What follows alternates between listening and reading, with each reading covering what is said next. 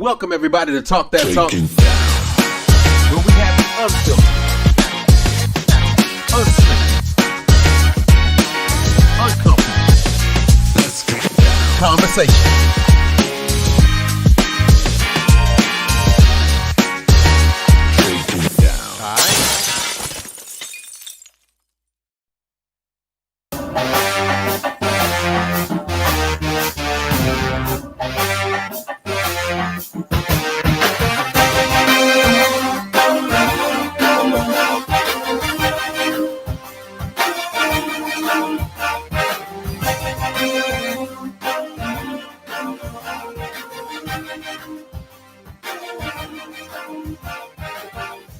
Welcome everybody to Talk That Talk, where we have the unfiltered, unscripted, uncomfortable conversations about music, music education, band, HBCU band culture, and more. If you're just coming in, please make sure you go ahead and click that subscribe button and also hit that like button. Let's go ahead and introduce the panel. He just cut off. I was going to introduce Quan first, but since it's Rick's day, let me go ahead and hit Rick first. We got Rick. That's enough. We got Quan back in the room. We got Maya.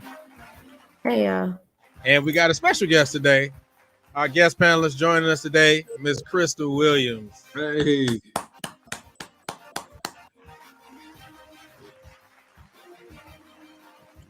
How you doing, Crystal? All right. Let's go ahead and make it happen.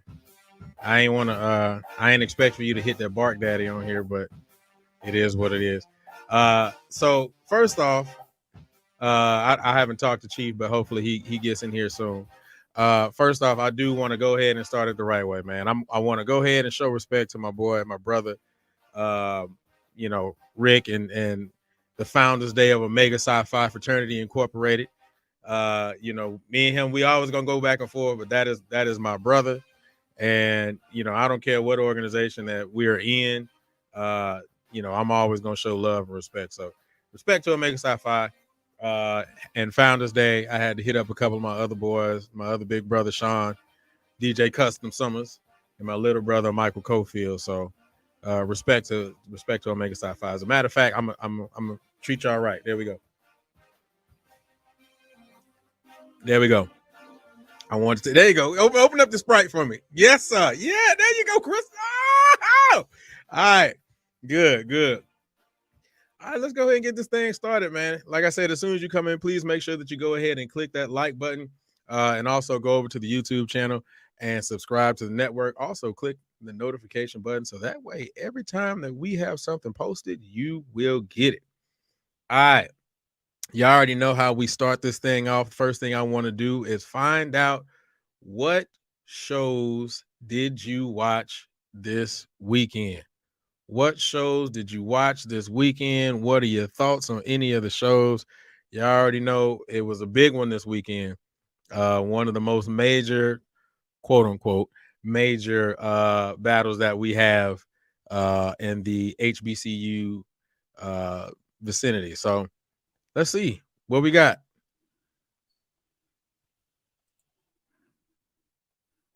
I'm behind. I've watched a couple of J7 Dog clips, but overall, I'm behind on the boombox. Sorry, just am.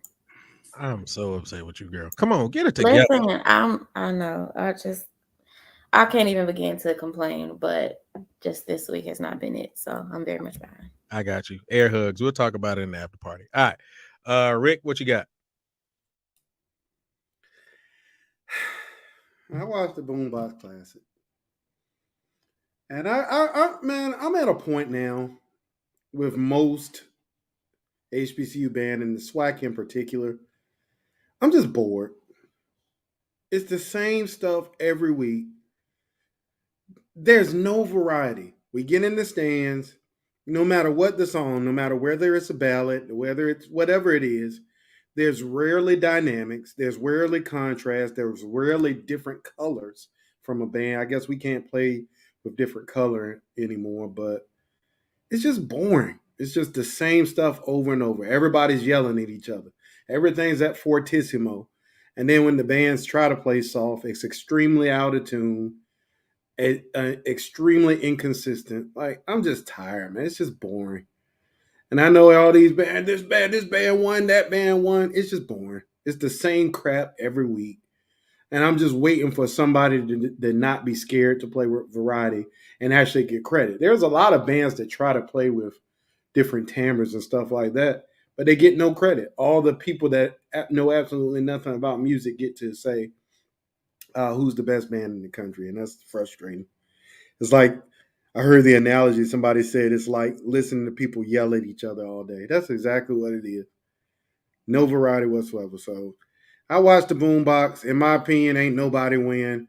A bunch of rap daddies in the fifth quarter, as we always get. I'm gonna A bunch, disagree with you on that, but go ahead.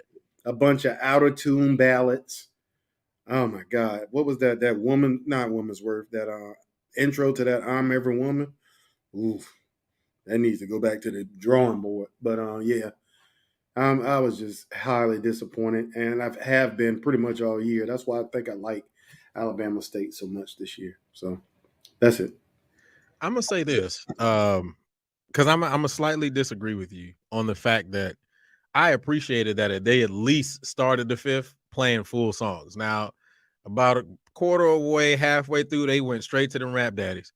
And y'all already know, we say on here all the time, no rap daddies in the fifth. So, maybe one, but yeah, they went full stream ahead on them rap daddies. But I could say that I appreciated the fact that they at least tried to play some, longer, full length songs at the beginning. Quan, what you got? Anything this weekend? I didn't watch any college bands per se, but I did have the opportunity to travel to Langston for their band day. You drop your head. Oh, I can't hear you, Pimp. I said no, that wasn't for Langston. Langston, I like what they're doing. Mark is actually trying to change that band. He's doing a great job. So big up to Mark Gordon. So yeah, I took my high school students up there to have that experience at the band day. I'm thankful that all of my seniors auditioned. They did receive scholarships, so I'm thankful for that. And that's the whole point of everything, as well as uh, allowing my students to see a college, to see a university, to travel outside the state. And some of my kids, they have never left the state before, and so that was their first time. And took them to that stop at Buc-ee's that almost lost their mind. Weekend, I overall appreciate what Mark Gordon is doing up there. But our only song that I was able to see and listen to from the Boombox Classic was it was a song. I don't know if it's that Alicia Keys song, but they started playing like the Beethoven Fifth Symphony in the beginning. Like, I appreciate them trying to be different. There's just certain aspects where I mean they was trying to be different, bro. I'm just saying. But I really didn't get to see other college bands this weekend, though. All right, cool. Appreciate it. I definitely want, and I know we talked about it off, but I definitely want to say once again, man, Mark Gordon is doing a great job over there trying to rebuild that program. And as I said, and I don't have no problem saying it, when we were at PV, the Langston that we saw when we were at PV is a completely different Langston now. And I can respect it, man. So, shout out to Mark Gordon, man, and the work that he's doing over there at Langston, man. All right, Crystal, did you catch anything this weekend? What's your thoughts on any of the, performances we had this weekend? I caught a little bit of DSU versus NSU. I'm just gonna leave it at that.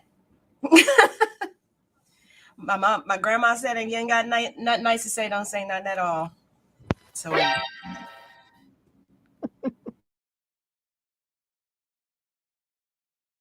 I will say it again. Go ahead. Legionificated them, which is, now you got another vocabulary word from the dictionary. They legionificated them. You can imagine what that word probably means. Definitely, most definitely. So Lejonificated. Got to write that one down. All right. So I feel kind of bad because I didn't even watch it. I didn't watch my alma mater go off on Dale State, but I'll go back and watch it and look at it. Yeah, that's pretty basically all. I'm gonna leave it at, man. All right. We ready? We ready to go ahead and get into these topics? Let's have this conversation. I'm ready to go. Anybody else ready to go? All right. There we go. Let's do it. So let's do it the right way. Here we go. First of all, if you're just tuning in, welcome everybody to Talk That Talk. We have the unfiltered, unscripted, uncomfortable conversations about band, HBCU band culture, music education, and more. Please make sure that as soon as you come in, you smash that like button. Go ahead and get them likes up, man. Let's get these likes up, people. Click that like button. We ain't even ask you for no money, at least not yet. All right, but it ain't cost you nothing to go ahead and click that like button. All right. Also, if you're watching us on YouTube, I appreciate you. So go ahead and subscribe to the network and click the notifications so that way you can be posted on all the things that we do. All right, here we go. Let's get to this first topic.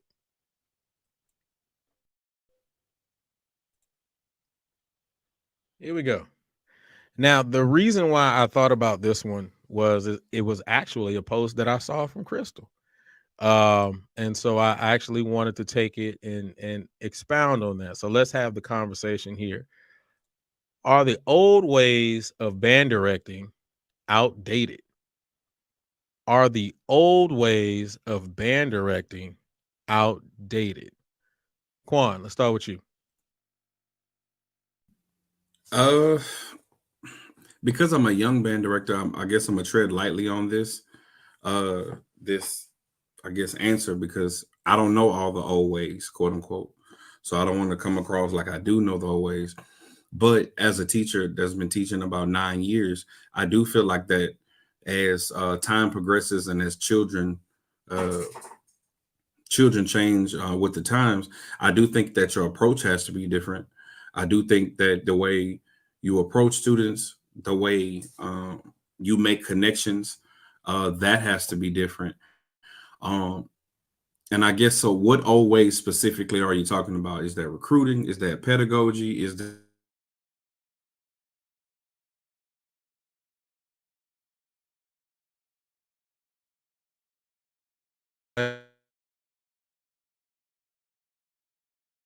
that Crystal put up?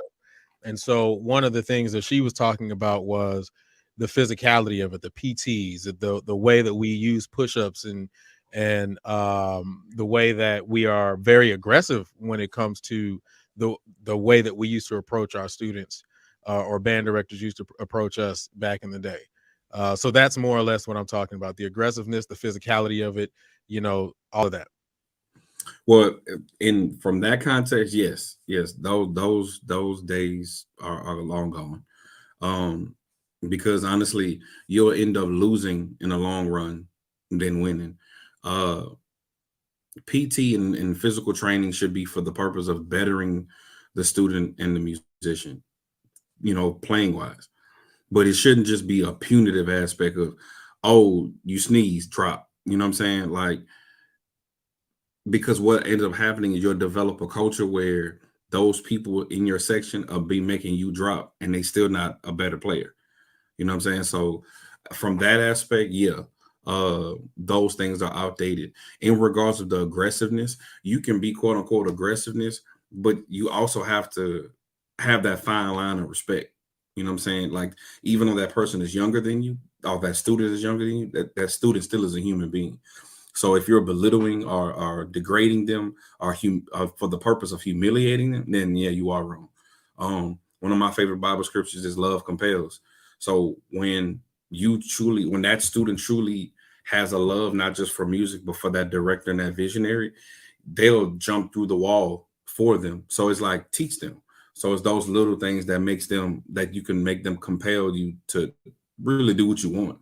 But what I realize is, if your vision as a director is not clear, then that's some self-reflection that you need to do on yourself, because nobody can follow you if your vision is not clear. All right, bet. Cool.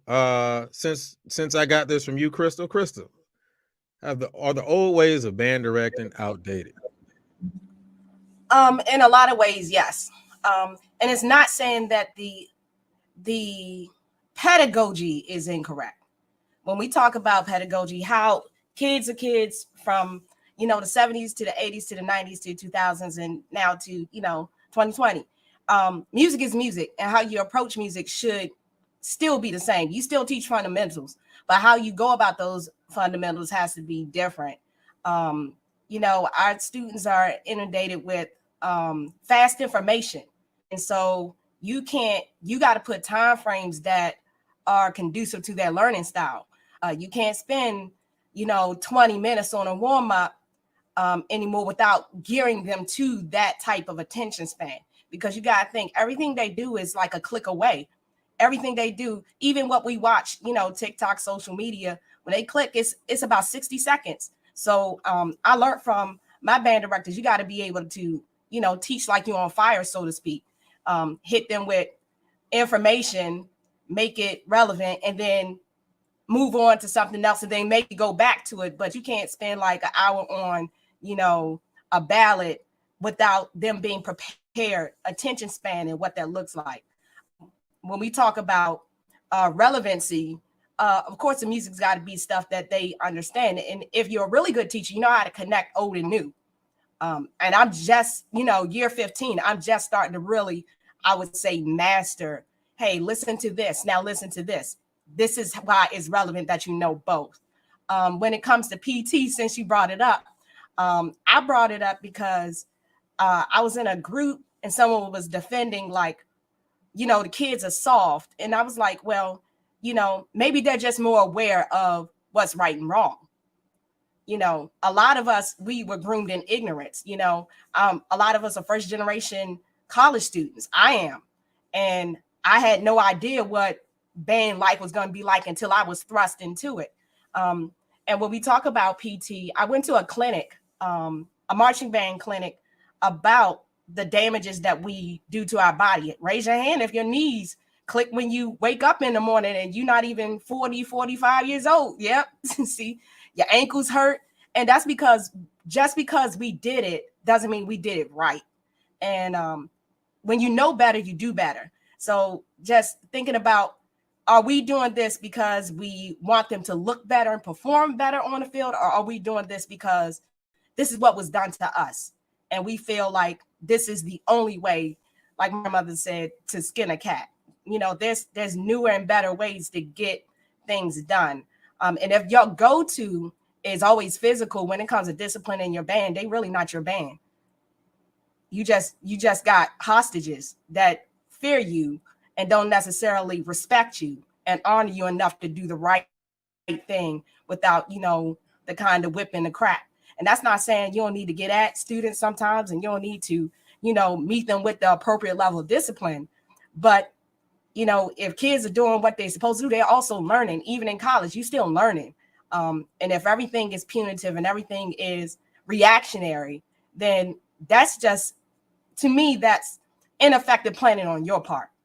As the educator, as the band director, you kind of have to foresee where the pitfalls are going to be, and then you maneuver prior to it.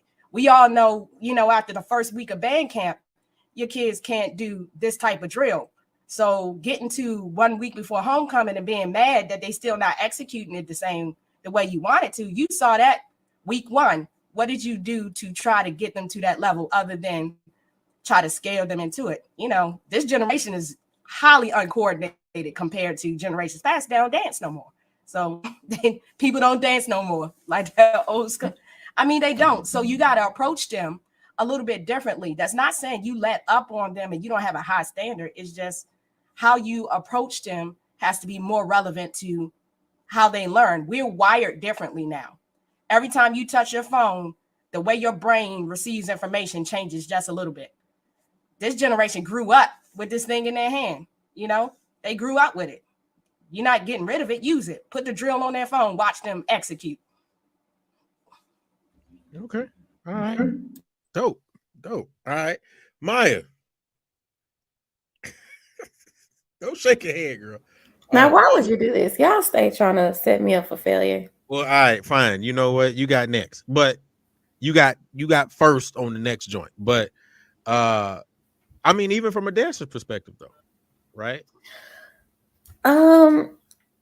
Yeah, absolutely. Because, well, I'm going to take it more to a personality side of it, right? So the way that, for lack of better words, our generation or these younger generations, the current generation, are quote unquote soft. So yes, the outdated or the tough, hands on, whether we're talking about PT, whether we're talking about just even just natural approach in general. Yes, it is definitely outdated. Is it necessary for it to be outdated? I would not necessarily agree with that.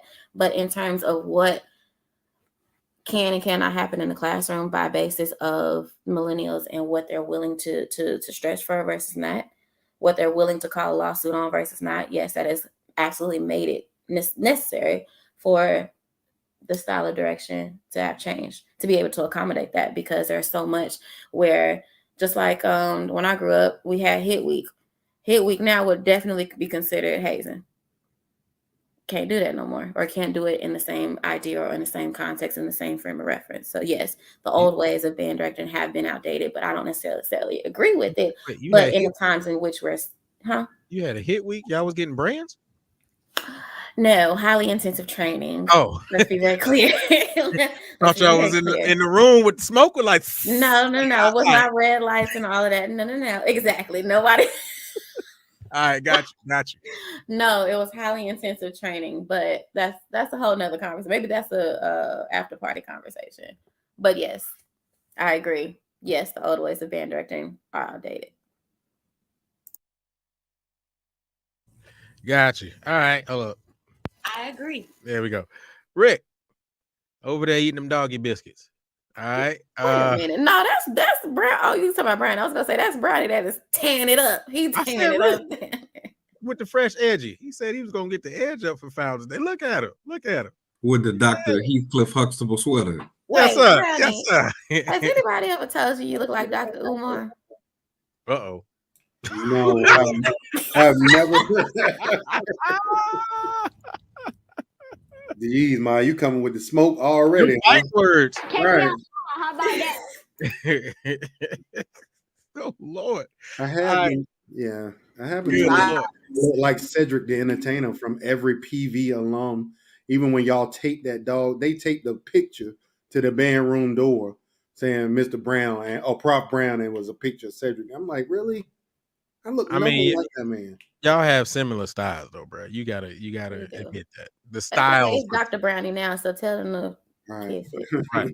Hey, real quick before you give your answer, turn to the side. You got that Obama daddy this time? Nah, I got rid of my recital's tomorrow. I gotta go in there looking like the utmost professional. Super professional. I feel you, bro. All right, go ahead, man. Are the old ways of band directing outdated? I think they're outdated, man. I've been saying it for years. So I want to look at it from a couple of different perspectives. First and foremost, a lot of people do, as Crystal said, what was done to them. And just because it was done to you doesn't make it right. But most importantly, that's something that we deal with as Black people. We don't cherish something unless we feel like we earned it. That's why you have a lot of these fraternities and sororities that can't stop hazing people, because to them, you didn't come in the right way. And I know this because I have a lot of these conversations with my fraternity brothers on different occasions. The fact is, y'all, the world has changed. Back in 1980s, you could line up with your line brothers on campus. They'll whoop your tail on campus, and you just had to deal with it. The administration looked like, oh, they're going to pledges. We good. They all right. Then the 90s happened, and people broke that down. And now everybody, oh, you ain't do what I did, so you soft. The fact of the matter is, y'all, the old head said the same thing to y'all when you came in your band. You soft. I know they said it to us. I know the generation before them and so forth. It's like we forget the fact that we were in the same shoes as these students and these rookies in these bands, like Quan was saying sometimes. There's no compassion. I have to feel like you earned it in order for you to be in my section. And the worst part about it is a lot of these people that are new to the band can outplay the person that's doing all this ignorance and stupid stuff to them. So to me, I think that's just stupid. And I know people are gonna say, "Oh, whatever, dog." I didn't have to get my tail whipped and hazed, all that mess to be in the band I was in. like we've already talked about, they called my band a safe haven. They even did a documentary on it on HBO. So I'm sorry I didn't have to get beat up to be in my section. But if we want to have a playing competition, my trumpet's right here because I still play. And if people that got their ass whipped to be in their band, if you want to play, we can do that. So I think that we got to get out of that mindset where you have to be treated like a slave in order to be feeling like you belong to something. The second part of it is from a physical standpoint, we are in a physical activity. We just are, man. Like, you have to have a certain level of physical fitness to do band at a marching band in particular at a high level. So as it's already been said by Quan, I think, and Crystal, when it comes to physical training to be able to do your job as a marching member at a high level, that needs to be there forever, you know. But if it's done from like Quan said, a punitive place, I think that's just dumb. And what I usually equate that to is that's a person that just doesn't know how to teach. They don't know how to get through to you. They don't know how to identify why the music sounds the way they don't want it to sound and how to fix it. So instead of doing that, they have you do reps over and over and over again. We've been to some of these ineffective rehearsals where, all right, set it up again. Let's do it again. No corrections, no nothing. Over and over and over and over and over again. And that's supposed to make it good. And if it's not, then we cuss you out a way we wouldn't talk to you if we didn't know you, or make you run around the field all the time. So I think a part of it is identifying the fact that I don't know, but instead of me being able to do so, I take that anger out or that disappointment in myself out on other people. So I don't think band directing is old. I think that there are a lot of unqualified people teaching band. I don't see Hebron having their kids running around the field all day long because they couldn't get the correction right. I do see Hebron on the field playing with dynamics and playing possibly the best high school band, if not one of the best shows I've ever seen. So, I think that a lot of unqualified people have been allowed to get into the space that we are. And I think that you're starting to see that in the products and the way that they treat the students. So, let me ask you guys this question, because I know that having this conversation will generally garnish this particular thought. Won't the kids be soft though? So what exactly do we mean by soft, right? Because the idea, like you said, Rick, or the thought process is, and I think Crystal, and if you combine Crystal and Rick's thoughts, the thought process is you're doing it to us, or we had it done to us, so it should be done to you because that's what made us quote unquote hard, right? So, but a lot of people will say, well, if we do that, then if we take a lot of that away, then the kids will be soft. So what exactly do you all think that means? What does that mean to be quote unquote soft? Anybody can go with that one. If I'll go first. I mean, I think for every person that's marching in the 2000s, I mean, in my opinion, the 90s and the 2000s were the golden age for band, from what I've seen. Of course, 80s on.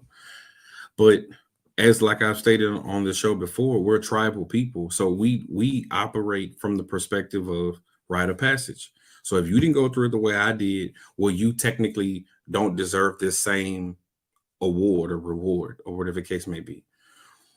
When you speak about soft, honestly, those people only speak about it from a hazing aspect of possibly getting in the cut, because it's many people that I've seen that can outplay people, but they was like, you gonna come through it like this.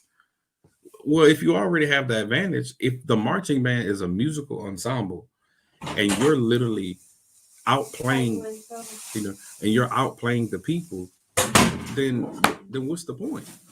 Like, what's the point of quote unquote coming through this said way when the purpose is making the musician better, to disciplining yourself to enter this type of culture for this type of band for whatever school that may be. if that person has that own self-discipline, that own self-drive to do those things, then what are we talking about, bro? Like, I think when I was coming in, I had that mindset too. Well, you gotta come in like this and you gotta be like that. But as I've gotten older, man, that ain't true. Can this person play their horn? Can they play their drums? Okay. Are they on time? Okay. Because a lot of the times, the same people that's saying, oh, they got to come in this way, they be the ones who late for practice. They be the ones who in our PV words, be shaming. They be the same ones that take it for granted after they quote unquote came in right. So I mean, the only time we talk about soft is from the physical aspect. They didn't run like us. They didn't do push-ups like us. But if you compare that band to them, if that band was better, well, they did their job. I like to tag in. I think a lot of it is a misidentification of a lack of skills. Mm. Like, we don't properly diagnose what's wrong. So if a band is not marching to a certain caliber, we think that it's a physical lack when it might be an instructional lack.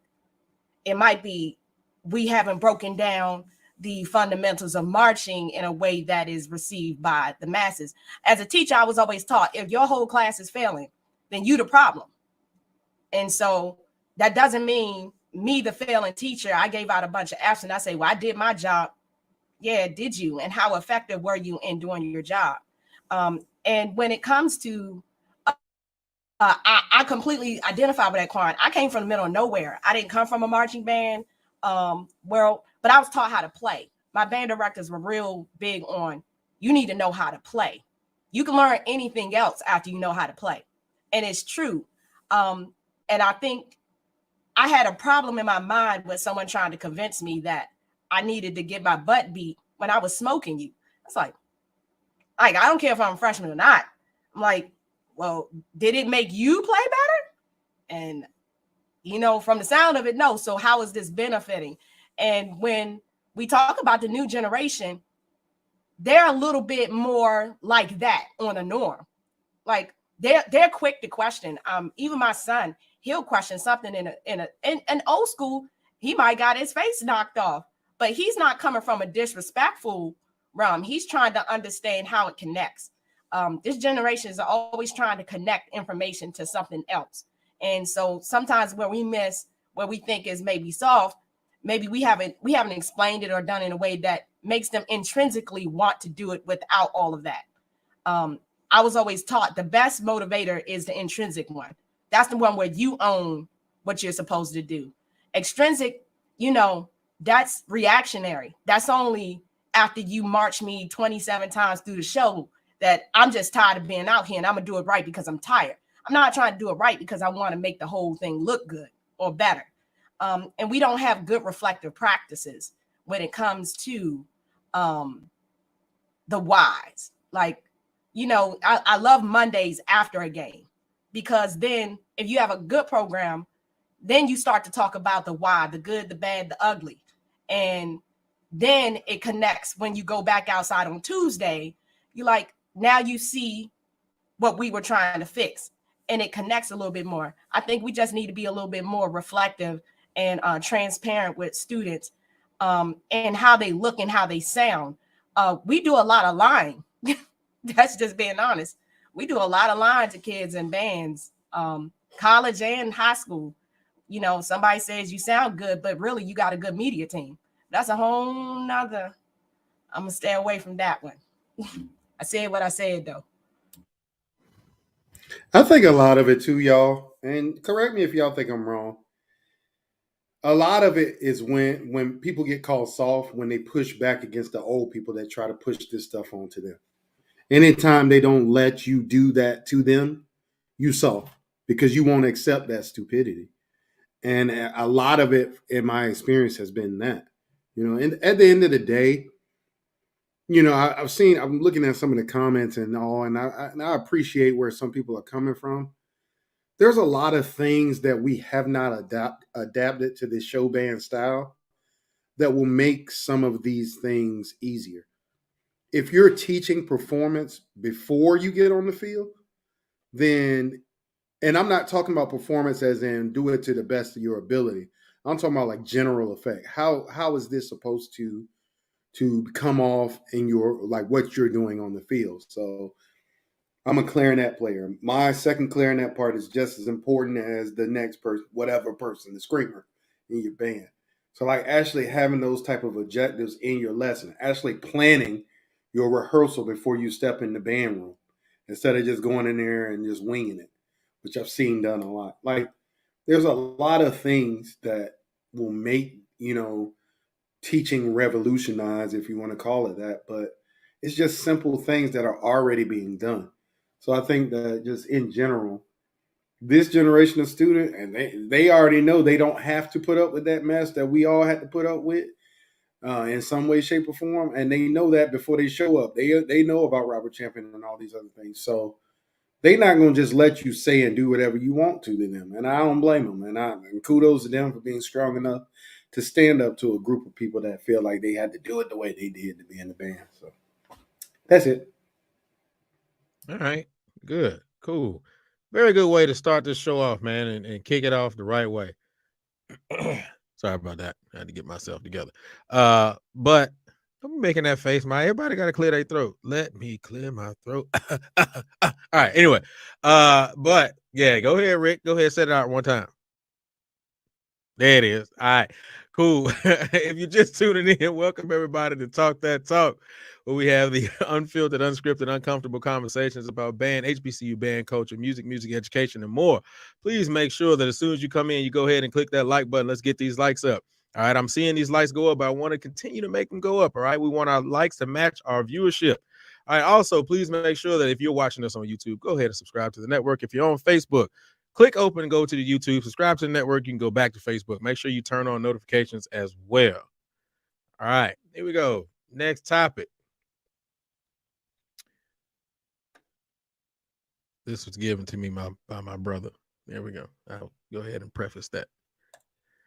Are HBCU marching bands really the backbone of their university from a spirit and financial position? Are HBCU marching bands really the backbone of their university from a spirit and financial perspective? All right. Maya, she gonna still complain. Watch. See, it don't matter what order I come in, you're gonna complain either way. That was not me complaining. That was me reacting to what you were saying, that you make it seem like I'm bratty. I'm not. I know, never. I'm just saying we have some very talented moderators on the panel, and it's sometimes hard to follow up with the perspectives that they're given. All right, well, you're gonna lead us off in this. Yes. If not the, at least, if not one, then two, but absolutely. I just don't even know where to start, right? So if we're talking about PV, I can only speak for my home, right? If we're talking about PV in itself, the amount of monies, and Brownie, Miss Shawn, all of us can type into this. If we talk about how much the band extends itself, when you think about PV, I don't know if I'm just being biased or not. You definitely think about the Storm. You think about the band. Why is it that the band is, whenever the school needs money, who do they call? The band. Whether it's just a drum line, whether it's the band is always the one that's called. It does not matter. I have so much to say, and we could have this conversation for hours. But absolutely. But the thing about it is, you want to have your cake and eat it too. So a lot of times in HBCU marching bands, they want you to be the highlight. They want you to be the moneymaker. They want you to go to all these different schools and bring these persons into the university. However, they do not want to respect your time, your brand, in the sense of being able to provide the monetary or provide them the money that is necessary for you to be able to do what you need to do. So that's where the issue lies. They know that you're bringing in the money, but when you get it, they either want to decrease the size of the band, decrease the function of the band, decrease the interaction with the band, with the school itself, or even in the cities. inability to travel. There's just so many things. That's the part that really gets me like going. Yes, absolutely. The band is definitely the top moneymaker, if not the second top tier moneymaker, if we're talking about schools and particular football teams. Athletics, auxiliary, yes, will always be the number one money grabbers for universities. The thing is, the universities don't want to dish out the money to be able to continue to fund those in the light in which they deserve to be respected and funded. All right. Quan. Backbone, no, I wouldn't say that. Face, I would say yes. From that point of view, I think the face of all HBCUs will always be the band if you have an elite band program, and honestly, Greek life. Those two things, in my opinion. But nevertheless, if you speak of specific schools, the first thing that is going to come to you 9 out of 10 is their marching band. You speak of Prairie View, like Maya said, is going to be the Storm, because we went through, I think it was a 40-year losing streak, 20-year losing streak. So that was the whole band. So bless God, we better now. However, back in the day, boys was losing. When you think about Southern, if you're from Louisiana, yeah, you could speak about the law school, so forth and so on. However, you think about the human jukebox, that's it. You talk about Grambling not being biased. Why would you go to Grambling outside the band? Just saying. You think of FAMU, you think of Dr. William P. Foster, and you think of the Rattlers. So they're the face of the school. I mean, point blank, period. What I say backbone, nah, but honestly, it's a strong part and an intricate part into that university or college. And if you took that entity or organization away, honestly, that whole university would honestly be changed forever. Could you imagine Southern University without the human jukebox? That doesn't even seem realistic. So I think it has a large part of the university and the functionality and exposure. And to Maya's point, at the end of the day, we always going to be the shuck and jive people when it comes to dignitaries, when it's time to get to secure the bag. That's unfortunately, but that's just what it is. It's the same thing on the secondary level too. Anytime somebody is important come, you call a marching band, you call a drum line, and we got to dance and entertain them, so to speak, which that's unfortunate. Instead of appreciating and respecting our time for what we're doing and the hours of practice that we put in. So to say all of that in regards to the backbone, nah, but the face of a majority of these schools, historical Black colleges, yes.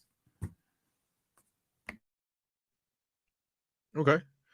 Rick, are HBCU marching bands really the backbone of the university from a spirit and financial perspective? From a spirit perspective, I think they should be. I think some schools lose. Like I'm gonna just be real on this question, man, because it was heavy on me. I mean, that's the point of the show. Right. Like not that, man. Like from the Okay. standpoint of talking to some of the people that I've talked to over the years and the things they have to deal with there at their own band programs and us as former members of bands and how we support our bands and our university. So from a spirit perspective, I think between the band and the cheerleaders and like Quan said, the Greek organizations, I think that's their job, is to instill school spirit and what it means to go to said university. The challenge I have is this. If your school doesn't value your band, it's hard for your band to be in the role that they should be playing as a band. There are a lot of schools that support their bands 100%. But all of us know that there are a lot of schools out here that do a horrible job with supporting their bands. I can only speak on the experiences that I've had as a band director, throughout I've been teaching college since 2012. I spent 5 years, like Maya and Quan both, I spent 5 years as associate director of bands at Prairie View. The amount of crap that school like throws at the band on a regular basis. I'm talking about these out of nowhere performances, thinking the band just operates where we can just magically put together 100-piece band and go do a performance. And how band directors bend over backwards for these people. And then the instant that something happens that they don't like, the band's the worst thing in the world. We need to cut the band. We need to do this and that. The band, y'all suck. We don't want you no more. But then as soon as that dignitary, like Quan said, comes on campus, hey, man, can you put a better band? Give me about 50 pieces, brother. Come on over. And you say financially, no, it's not actual dollars where the band is making the money. But their participation in that event brought that finance to your university. Their participation in the game day experience makes HBCU HBCU football programs and sports programs relevant. Because I know we aren't the reason for a football game, but take any band across this country away from that in an HBCU experience away. I guarantee you the viewership at the game will be a lot less than what it was. So much so that band programs, I don't know if people know this, are written into the contract of a lot of these classics. So you, as band directors, they don't even have a choice on if they can participate in some of this stuff or not. So it's very frustrating when you have an integral piece of the everyday life of an HBCU that is constantly, like I said, PV, like if y'all only knew some of the conversations we had to have with people who knew absolutely nothing about what it meant to do what we do. But those are the people you have to go to. And then they don't support you. They don't give you the adequate, resources you need. I'm not talking about money. I'm talking about, okay, we understand it takes this amount of time to do that gig. No, they don't even ask that question. They just expect it because they want it. So there's no involvement. There was no conversation there. And we got 250 students looking at us like, what we doing? Why we here at 4 a.m? Why we here at 5 a.m? Not to mention that, from what we were doing, we were, putting students in every program on campus. They weren't just coming there to do the marching band. They were coming there to be a nurse or to be an engineer or a farmer, which is super important. So financially, I think that bands are integral to the success of a lot of these universities because they are a part of a lot of those conversations and those events. And definitely from a spirit perspective, I think so. But I think that bands deserve a little more respect than what they get from some of these people that are in charge of making decisions, who sits in dean's offices and makes decisions without even coming to see the band. They probably don't even know students in the band, but that's the people that make decisions for your program. So I think that there's a lot there, but ultimately, I think, and me personally, I think, yes, they play a part. They're not the backbone, but they play a huge part in the success financially and spirit-wise. All right. Dope. Crystal, are HBCU marching bands really the backbone of their university from a spirit and financial perspective? I would say that they're very important in a sense that they help control the culture and climate of the school if they're a successful program in that school's eyes. As far as finances, marching band expensive, y'all. I don't think people understand. Yeah, indirectly, marching band brings in money, but not directly and not in a quantifiable way that we can say is making a dent. Was making a dent. Some of us would never believe. It's endowments. It's ongoing donations. It's the ticket holders at the game that just buy season tickets every year because they graduated in 1972, and they're gonna show up to the game whether the band is there or not. They're there for the whole experience and culture of it. So indirectly, yes, they're adding to those finances. But when we look at other organizations on campus, not so much. And then you got to look at how the expenses of scholarships and disposables. We think about instruments don't have an eternal lifespan.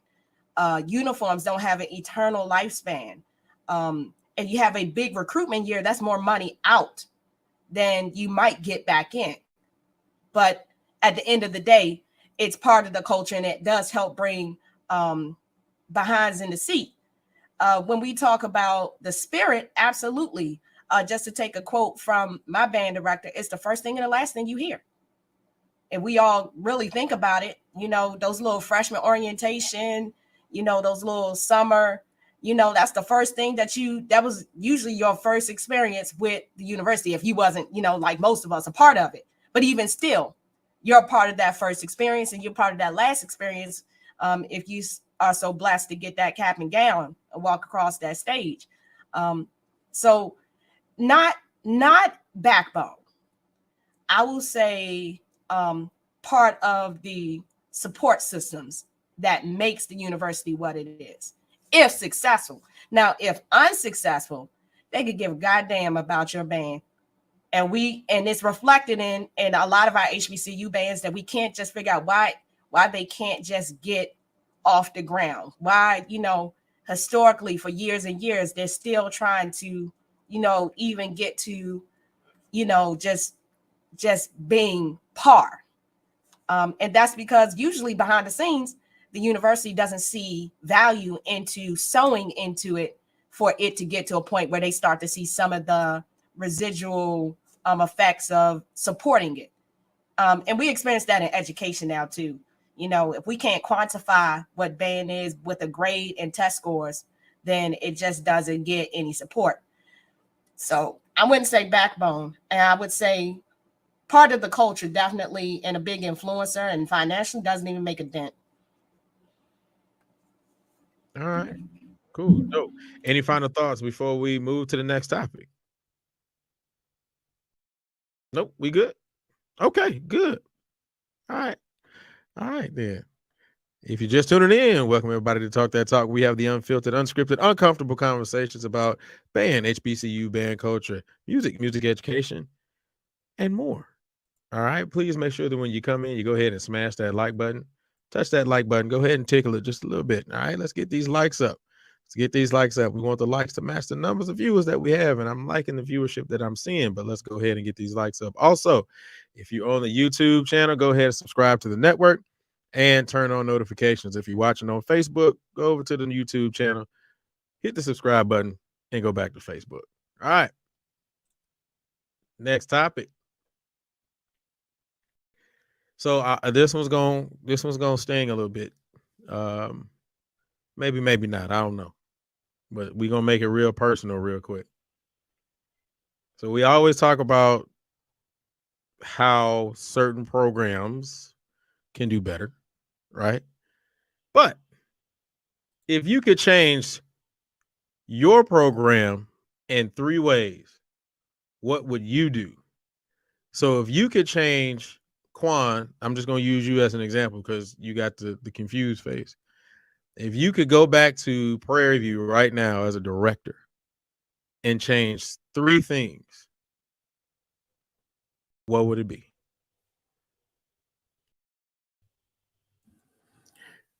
Let me think on that. Yeah. Let me think on that. Woo. Yeah. I'm about to burn some skulls in here. Rick, you got something? You ready? Are you still thinking? No, I can go. I can think as I go. Number one for me at Norfolk is the book. Actually playing new stuff. Like I enjoy hearing a lot of the charts that I played when I was in the band. But my freshman year in the band was 2000. That was that was many moon ago. So for me, I would love to hear a more modernized book overall. I mean, they play a lot of more up to date stuff. They do, but you still get a lot. I guess that's the tradition part. So some of that stuff I'm just not a big fan of. Secondly, size. I would love to see Norfolk get back to the size. I know Miss Sanders and Mr. Bethea are definitely working on that. But with all the stuff that Norfolk went through, when Dr. Sanford was gone and Mr. Adams were gone, really a lot of that really hurt the band program and it diminished the numbers. So I would love to see the Legion get back up to like 09 numbers and even bigger, man. I think the Legion could probably stand to be about 280, 290, maybe 300 at the most. Once you get past that, it makes it a lot more difficult to really get that clean sound that they have. You got it, and they have stellar teachers. Miss Sanders, like, she's the real deal. So, size, lastly, I don't know. Just overall, I think that Norfolk has its own lane. It's always had its own lane. We've never tried to be like over other bands, but I would like to see Norfolk get more exposure. Like, yeah, they'll do one show a year, and people are like, man, that is a good band. And then you never see them again. So I don't know if that's a media presence. I don't know that if that's, we were just talking about money and stuff like that. I don't know if that's a resources thing, but I would love to see Norfolk get more of the limelight, more of the, people clicking on videos and things like that, because Norfolk is a great band and Norfolk doesn't always get the credit they deserve. And it's frustrating seeing some of these bands who don't always sound great being like the standard of what people see Black College Band being. Because at the end of the day, y'all, we are musicians just like everybody else. And for us to change our standard and be accepting of things that just aren't good for the sake of saying it's the culture, I'm sorry, I'm not interested in buying into that. There's a lot of good bands out there, Tennessee State, Norfolk, all these bands that play with a good sound and try to do things that don't get credit. So for me, it's, size, it's exposure, and it's the book. All right. Crystal, if you could change your program in 3 ways, what would you do? All right. So I'm gonna laugh a little bit because I don't like being unprepared. And when y'all said y'all was sending the questions like the day of, I felt like that kid in class that like, why won't the teacher give us the study guide today so I ain't cramming? So I made this whole list. This is it's not my list for this question. It's literally all the questions, but I just don't like, I like to have my thoughts well out of, because people like to misquote me. I'm gonna be real. People like to say, oh, she said this. And I'm like, nah, no, I got the transcript. That's not what I said. So one, I think we just at Morgan, we need some 21st century recruitment practices. That's number one. The school is a good school. Like people, it's like, why would people go to Morgan? I was like, do you know who graduated from Morgan? It's like, it has a history of being a very solid university. It's beautiful. I know when people say Baltimore, they turned off. I'd never been to Baltimore until I went to Morgan, and I'm from Maryland. And that's kind of out of the stereotypes. I know I never set foot in Baltimore. I'm a PG County girl. And I was like, damn, this is beautiful. I knew I was going there the moment I set foot on campus. And I visited a bunch of schools in North Carolina. My family's from Snow Hill. So I knew I was going to A&T in my mind. And then I stepped foot on Morgan campus. And that was it for me. So I think we need more reach down in recruitment. We have a local district that's kind of suffering. And we have a lot of like fine arts schools. Like we have a high concentration of fine art schools where it's mostly Black and brown kids that do not even think about going, down the street, and will go to, our PWIs and get treated like dirt. And that's because nobody's going, we don't have a really good relationship reach down to those from just in our own region. People always say there's no band there. It was like, no, we have band. It's just different. It's a little different. We really are in a core style land here. A lot of people don't know regionally. Once you pass Virginia, core style bands in high school, whether they're Black or white, is really the majority. Show style is not really, or traditional is not really the norm here. So that more shadow days, high school, those things that once you have kids in the system, you have their interest, then they make their decision because they feel like you want them. This generation likes to feel like you want them, but they're a little more egotistical than we were. They're more like, all right, what you got to offer me? And so that's one. I want to see Morgan travel. Oh my gosh. There's this meme like of a kid throwing a football to himself. And I swear to God, that's how I felt sometimes being at Morgan. Like, we'll go, you know, we didn't start going to A&T until like my junior year. That's like 2004. And I think people so happy that we left like Virginia. Like, we hadn't been past Virginia in decades, like a long time. So I like to see them travel. And last but not least, social media presence. I mean, back to those, you know, outdated practices. Social media is not going away. You know, if you don't have at least 3 out of the 5 major social media accounts with your band running at least new material at least once a week, you behind the game in recruiting and retention and garnering kind of more respectability to your program. And that's not saying that the program's bad, not at all. It's just saying people don't know what they don't see. So that's mine. All right. She tried to run, but we got her back in here. Maya, if you could change your program in 3 ways, what would you do? Oh, praise God for Jesus. I had that Quan for a little bit, but I'm back now. All right, let's see. So let's be clear. We're talking about my program in the time in which I was a part of it. No. Oh, Talking about your program now.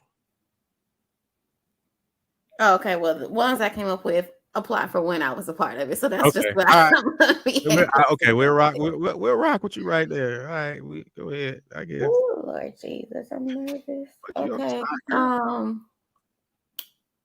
Budget. And I think that we definitely hit on that with the previous question. But just readily available resources, the budget to be able to uniforms, the facilities in themselves, instruments, things of that nature.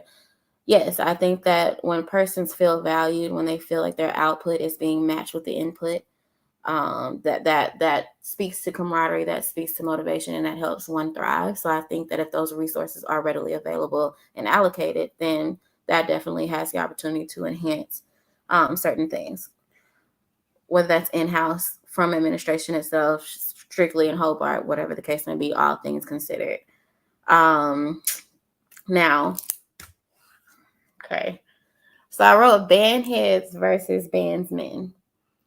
And I say that because I said that we said that we was gonna ruffle a few feathers.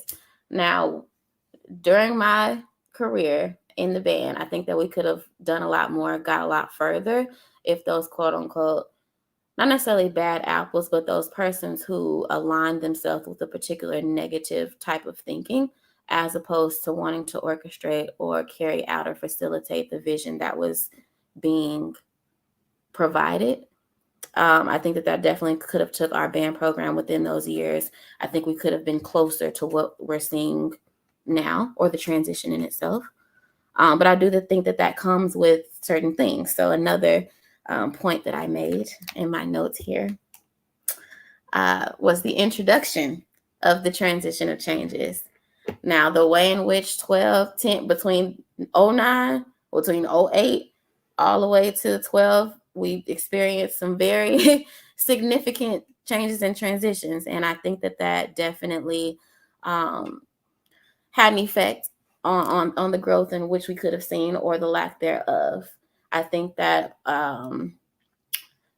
the relationship with alumni, the transition with the box, the transition to MSD, the transition of, implementing a new vision, implementing new strategies. I think that hindsight is 2020, and we could have done those things a little bit differently and implemented things on a more lateral basis, as opposed to a vertical, like chop, chop, chop, chop, chop, chop, chop, chop, chop. But I do understand the necessity for it. What do you do? So I think that definitely could have been changed or could have been done differently. But again, look at where we are now, and everything happens for a reason.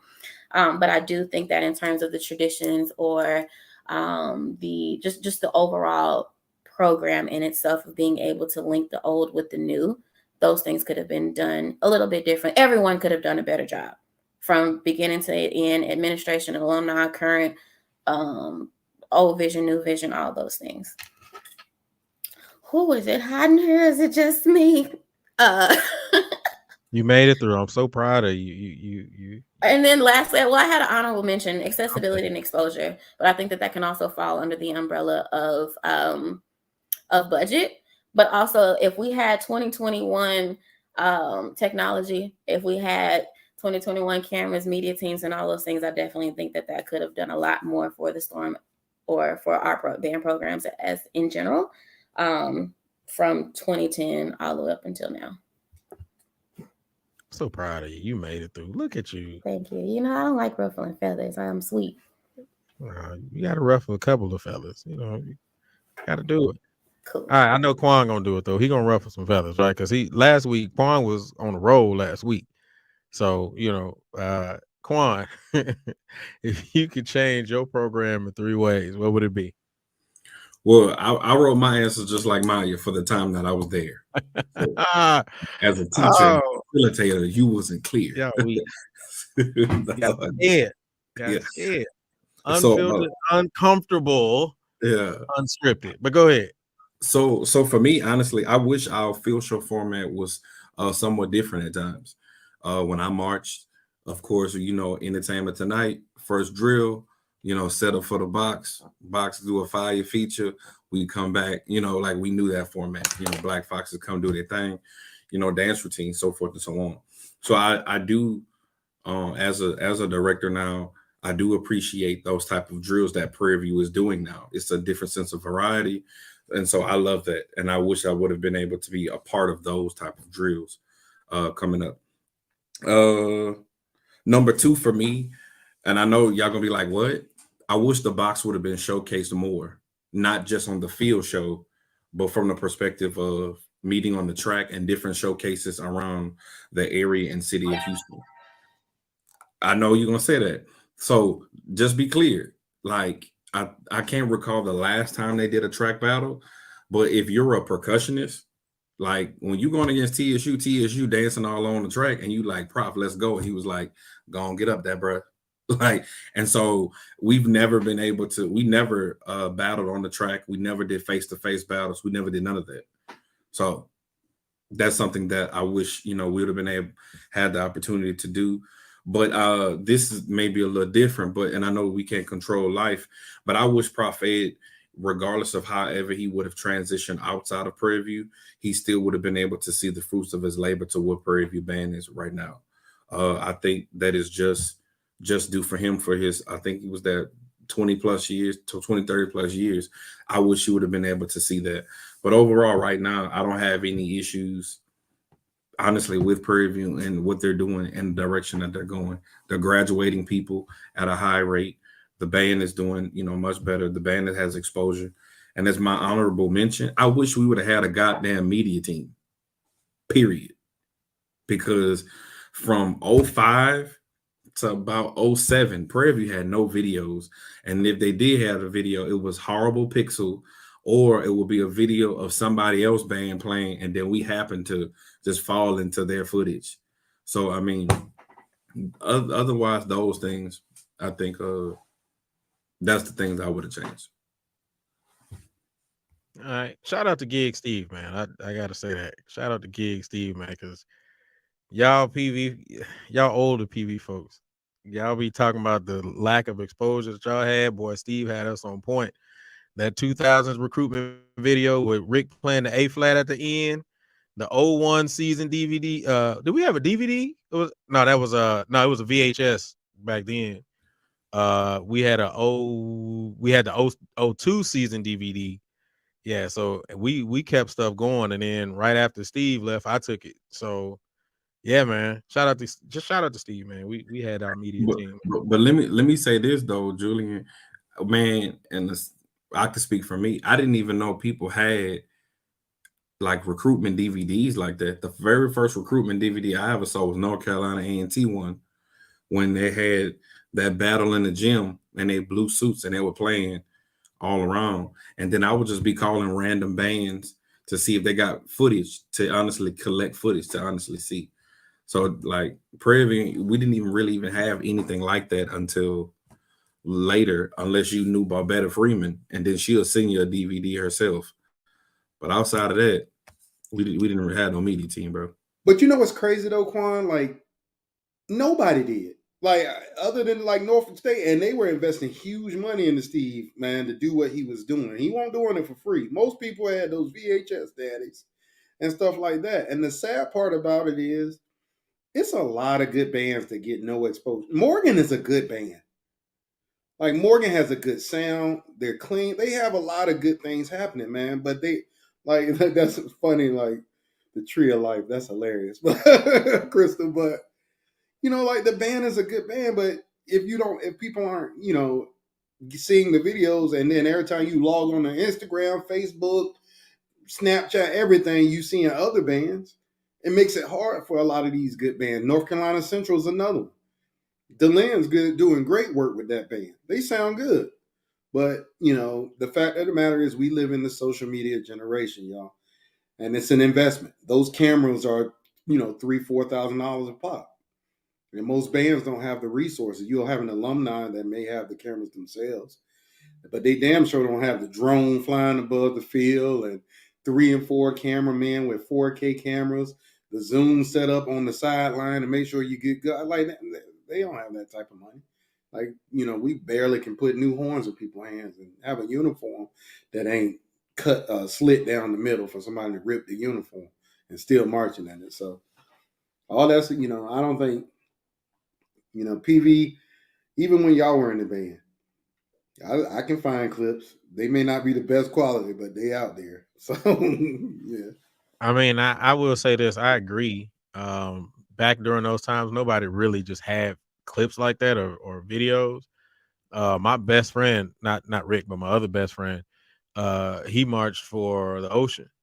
And when I brought the 02 season DVD, he was like, bro, we don't got nothing like this. We just got this one little VHS daddy from the last performance we hit. And that was it, you know. So they definitely didn't have that. And I'm gonna be real too. Like media now, and I don't wanna, you know, speak incorrectly. So somebody correct me if I'm wrong. But Garrett, man, he really changed the game, because he was the one who really started with Southern, with the 3 and 4 different cameras and the different views and the different shots, a wide shot, a close shot. You know, he's the one who really started that, and everybody else kind of follows suit. I really think that, you know, I don't know. I don't want to be wrong, but I really think that if he didn't really start that trend, I think we would have just continued with the wide shot daddy that we would get from the press box. But he's the GOAT. Like, I'm sorry, y'all. I know we all Absolutely. Garrett Edgerton, like we all know his name. That in itself, we didn't march with I've never met that brother in my life. But everybody on this call know that brother name and what he does. And that's kudos to him. And I know they call themselves the Canes. That's the Cane. And I watch him at the games now. He's so good now. That brother be walking around the field. He may get a clip here or there. He may catch somebody talking trash to each other in the corner. But he got a whole staff now. He don't got to do nothing. He be sitting there hitting the chill there. I'm like, man, this dude has carved a path for himself. He's put his band in the national conversation even more. That dude's the GOAT, man. For real. Well, honestly, I would say him, but I guess his predecessor would be Tape Master. Like, no. You don't think so? Tape Master had Yeah, because he got videos, he got tapes from me when I was in high school, bro. That's what I'm saying. Like, and I don't know how he got them. He got my high school Willoridge 98 like videos, bro. I'm like, how do you get, like, nobody has that. The only videos that I saw of Willoridge back when I was marching was from my band director. And I'm like, you got the exact same tape that my band director had. How did you get that? Like, yeah, Tape Master got it all, dog. So I would say Tape Master, but who took it to the next level would be Garrett. But I mean, where we are right now, honestly, people are chasing him in regards of the media game.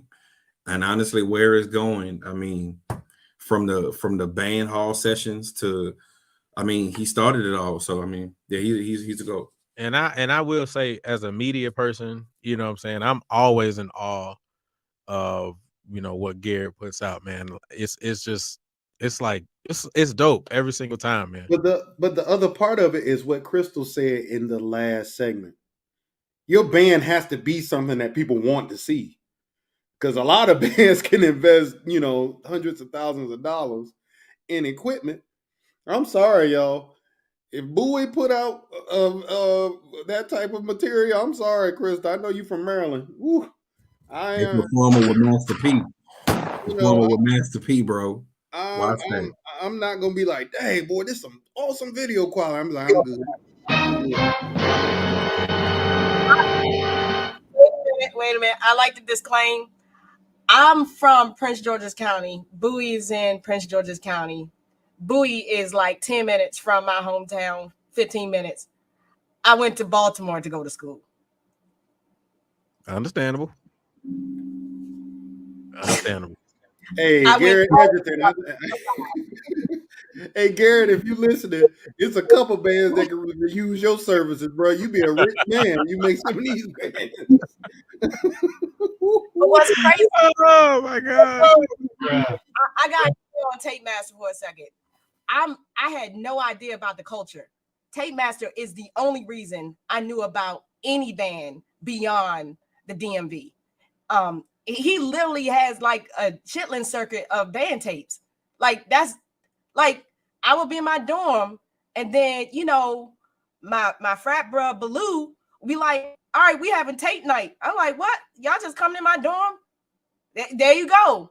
And I'm like, "All right." And then it's like next thing I know, it's 20 MFs in my tiny dorm room because I had a VCR. That's how old we are. Those of you who know, you know, Quan, you don't know about VCR. I had a VCR with the DVD, dual side. Yes. See, I was my husband in the background laughing because they would take over my dorm. I'm like, listen, Chris, you know what's crazy? Chris, you know what's crazy though? The first time I ever saw Southern was in Mario, who's not here tonight. Big up to Mario. Hopefully everything's okay. Was in Mario dorm room from them having a little grainy 480 VHS camera. Listen, bro. Bringing it up. I had never heard Southern before. Listen, I gotta tell, and I wish Mario was here because he would actually agree to this. The first time I stepped on campus, I had a VHS of my high school, and like, yo, anybody trying to watch my high school, dog? My high school could whip on any of y'all high school, dog. That was the first thing I did when I got on campus, bro. Like, yeah, I know. A chitlin circuit of band tapes, waiting for a band tape. I knew who Warren Shaw was before I even knew that there was a Clark Atlanta. I was like, where these come from? Oh, this come from Shaw. I'm like, all right. When we watching this and who ordering food? In 2001, when we played Morris Brown, I remember it like it was yesterday because them band tapes was floating around on the Fifth Quarter. Y'all remember the Fifth Quarter website and all that? Shout out them band tape daddies was floating around on more of Morris Brown tubas playing that Babyface. Y'all boy. No, and all of us was like, Bodacious, y'all about to get this work. And we got it down there. And when we heard that phony intro from them trumpets, all of us was locked up in the stands. We all looked back at Bodacious like, y'all about to get it. And they came in with that tuba part. Locked up while we sit there with the straight grit face, just eating it. Dude, you gotta find that video. Oh man, you know, all I gotta do is go to Tape Master. It's there, dog. You know and that boy, they gave it the tuba. I had to just take your beat and know. See, we not honest like that no more, though. We not honest when we getting our ass kicked. You know, people going like, "Nah, I ain't get my like." No, we used to know back in. We knew we were getting our ass kicked. We would sit there, you know. We knew. But the thing about it, Crystal, is not even the fact of we knew. You have to understand, and we talked about this prior to on another. I think it was last week. Media has changed the game because back in the day, unless you got that VHS, nobody else saw it, so nobody else had an opinion to put on it. which means that if you got your ass whooped, you just got your ass whooped. We could take it, but nobody else saw it, so it was okay to be able to say, "Hey, we got our ass whooped in the middle of in the band room." But now the whole world sees it, and now you got to try to save face, like, "Nah, dog, it didn't happen that way." But it's crazy though, Drew. I agree with you, but I agree with Krista more. Back then, hey, at Norfolk, we weren't taking L's every week. So when we did take an L, whoa, but that's Norfolk. That's Norfolk. But I'm just giving my Norfolk and the MEAC during our time, bro. You got to remember, Norfolk and the MEAC during our time. That's a completely different situation. We would admit if we took an L. To A&T in 2000, we took an L. I agree. There at A&T, they gave us the business. But when we came back in 01 and hit them with that shaft, Daddy, there was no questions asked. Hey, man, that is a legendary video. When them lights cut off, dog, and them fireworks hit, dog, that's legend. I got to find that one. No. I got to find that one. So we were not scared to admit that we took an L because we weren't taking L's every week. It's some bands out here now, they march into the stadium, and some bands are like, this is an instant win. We can hit fight song and we got this. So I think it's more a pride thing. Because like Maya said last week, in 2013, when we went in there against Jackson in that daggone fifth quarter, Let's not bring all that tragedy up again. We had a whole conversation about that. Well, look, man, I don't need Maya getting them flashbacks again. You know, we already made her distraught on the last show. Let's lead the pack. Look at her. She's like, man, I ain't trying to hear this mess again. I'm having flashbacks, but I got too much pride. So I got too much pride, dog. I'm sorry. Because I can say it now. That 06 Labor Day Classic, my first year, I was like, dog. Like, first of all, wait, real quick. What year? That was 06 TSU. Okay. I just wanted to say that. Oh, yeah. Nah. All right, go ahead. Hey, today, November 17th. Shut that up. You're right. Congratulations. You're right. You're 06. All right, go ahead. So the whole point, like, I'm talking about I had buku people from New Orleans that was in TSU band. You know, they grew, they swelled. I was like, that was the year, in my opinion, TSU murdered the swag. I don't give a damn what nobody said. That was a year when them boys opened. That was the year when all them cats came from New Orleans, right? Yeah. Oh yeah. TSU that year. TSU that year. I said, like when they played, I was like, damn, bro. I know I ain't came to the wrong band. I was like, the box is cold. The box held its own. But I ain't gonna lie, that band when TSU opened up, I was like, yeah, this is gonna be a long night, brother. Yeah, I can admit that year in 06 when all them New Orleans cats came to TSU, they was handing out L's left and right. And I don't say that much about TSU. I can tell you that 100%. But that year, bruh, without question. Matter of fact, they played that Careless Whisper on Southern. It didn't sound the best, but it's like they was like neck and neck with them the entire game. Like because you know Southern can bully people, like, but TSU they was like, bro, we in this thing. And honestly, that was the first year, bro. I was like, damn, TSU doing it, but the box still won. All right, man. That one went a lot longer than I thought it was gonna go, but it's all good, man. All right, here we go. If you're just tuning in, welcome everybody to Talk That Talk. We have the unfiltered, unscripted, uncomfortable conversations about band, HBCU band culture, music education, and more. As soon as you come in, go ahead and smash that like button. Go ahead and get these likes up, man. I appreciate everybody who is supporting us and who has already hit that like up. God dang, keep it there. Who has already hit that like button, man. So if you haven't hit that like button yet, go ahead and do it. I even got a crying face on here, man. I don't even know why we got a crying face, a little sad face daddy, but it's all right. I don't care if you put the sad face daddy in there. You can put that in there too. All right, but just go ahead and click that like button. Whatever you personally feel, go ahead and click it. Also, if you're on the YouTube, go ahead and subscribe to the network and turn on notifications. If you're watching on Facebook, go over to the YouTube, subscribe to the network, go back to Facebook, and we appreciate you. All right. After this last topic, we're going to put the link in the chat so that you can come in and you can call in with us, give your opinions and thoughts on any of the topics that we've had this week, or matter of fact, today, last week, or previously. All right. So after this last topic, we'll open up the phone lines. All right. What's going on, Ed? I see you. Appreciate you, brother.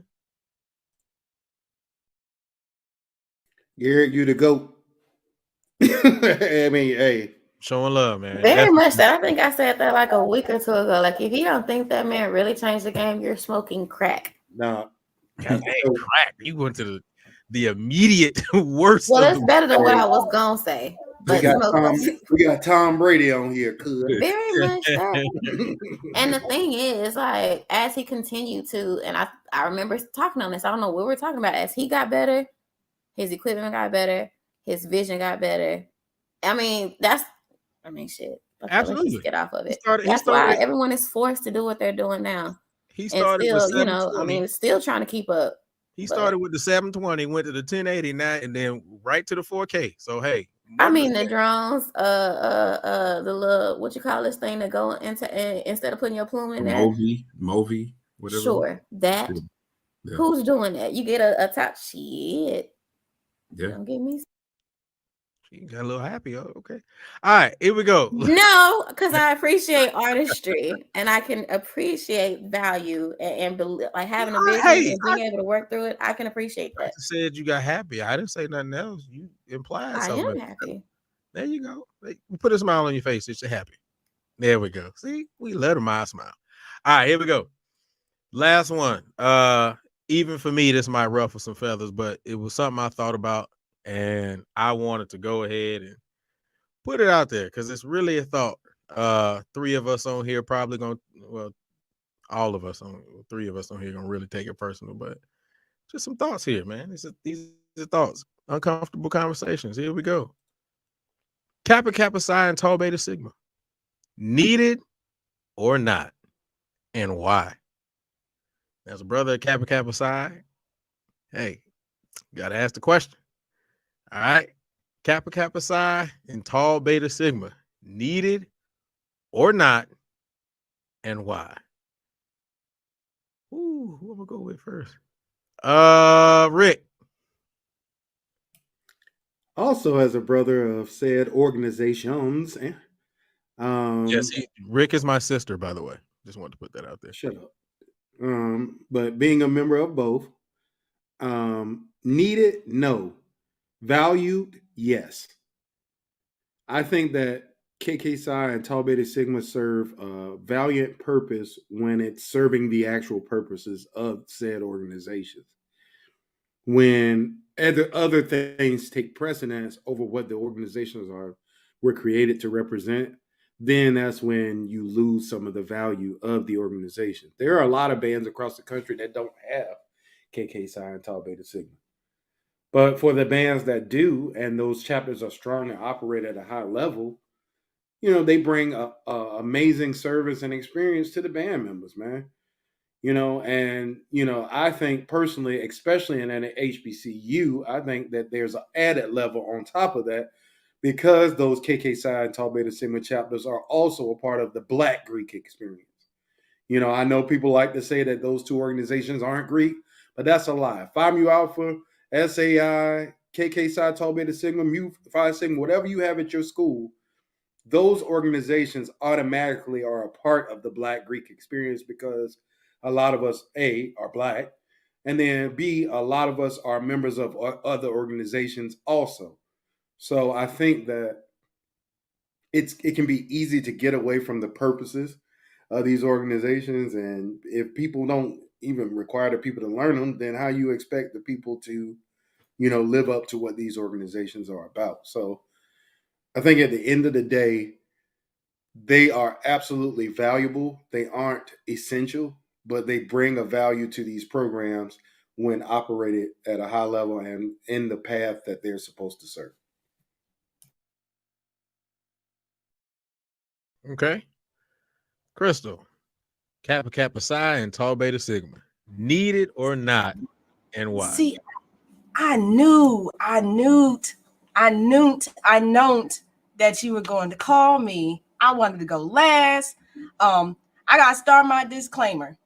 I'm obviously Team Red. However, I'm gonna talk about my experience with how I came to understand Greek organizations and at an HBCU.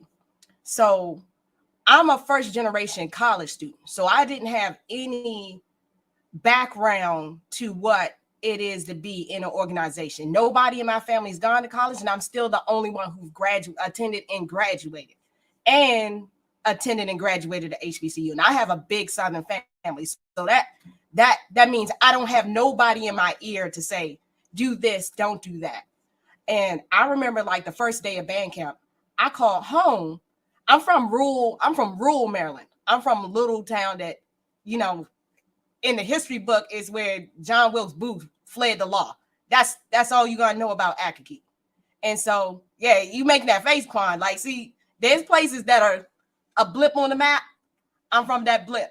And so once I got to Morgan and I see all of this Greek paraphernalia, I've only seen it on TV. I've only seen the stereotypes of what it is on TV. So coming from a rural program, you don't have a lot of hands on deck. Everybody has to work. Everybody has to set up the band room. Everybody has to pass out music. Everybody has to be, because you just don't have enough people to be lazy. I'm going to say it that way. And so my first impression of Kappa Kappa Psi and Tau Beta Sigma, when I called home the first night after, you know, crying a little bit to my dad about, you know, I don't know, this ain't what I thought it was going to be. It's fun, but damn it, I hurt. And I was like, they had these cool organizations and they kind of do what it is that I saw my high school program do, and how I felt like now, not unbeknownst to me, my band director in middle school groomed us to do was to take care of band. Take care of band and take some of the weight off of him as a director. So I had Roosevelt Pratt, and we all know he's at E.E. Smith. I had him and he was fresh out of college. He old. You can tell him I said it. And I learned that these organizations are like what I saw in high school as the band president, as the secretary, as the office manager, student leadership. And I said, okay, so they have an organization for student leadership that takes care of band. That's my impression of the organization to date. That's not saying that I think they always hold true to that. But to be honest, no member really does in any organization. And that's just the fact of the matter is, to say that they're not necessary, I don't think it's more so not necessary as much as sometimes we don't identify organizations by their true purpose based on who's in it and what they actually do. And I knew for me, I'm lazy AF, and I only had one goal, to graduate, so my parents didn't think I made a bad decision majoring in music. Because, you know, a first generation college student is supposed to be a doctor, a lawyer, or a scientist, not major in music, and certainly not be a female band director. That's just completely off the radar. So what I identified the organizations as is the group that takes care of the band. What I think, though, is I don't think that should have exclusivity, if that makes sense. Like, I feel like if you're doing your job, really doing your job, everybody feeds off of that energy and wants to take care of the band. There's some schools that, you know, I think do a really good job at it. I think there are other schools maybe not so much. But I don't judge the whole book by the pages that change in it. You know, every couple of years, you might get it. Speaking from personal experience in my own chapter and in my own organization, one year you get a solid set of folk that come in to work and do their due, and then you get, every organization got letter holders. That's just real. It's unavoidable. You know, some people interview well, and that's even in the adult world, and then they get on job and they running out the door at, you know, before it's time to clock out. That's just real. But I don't ever think, and I would never say that I think it's not necessary or it's unneeded. I think people don't always hold true to the purposes and values that their organization are created behind. All right. Dope.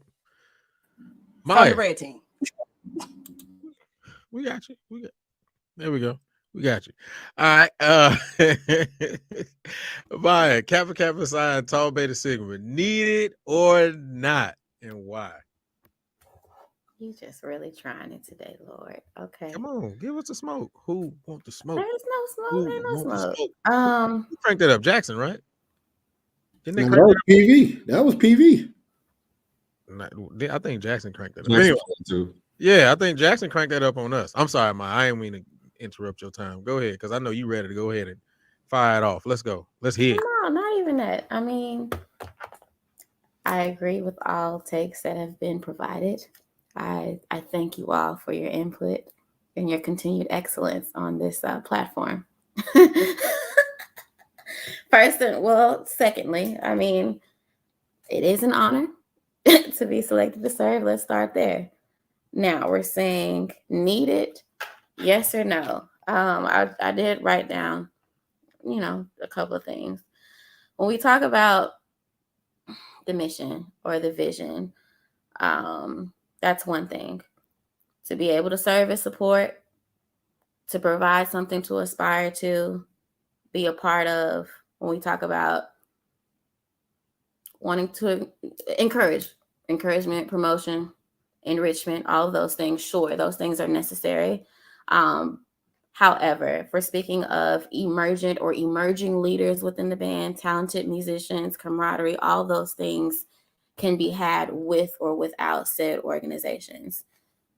I can only speak from my experiences. When I got to PV, I mean, we all know there was one without the other. However, those same persons who had to go through the recharting process and all things of the like were already emergent leaders. Those persons were already having a stance and being efficient, as well as peering off to their peers, the staff itself, and being able to facilitate the vision in which was being placed on the band at the time. So those persons, yes, at some point were led or able to be a part of said organization.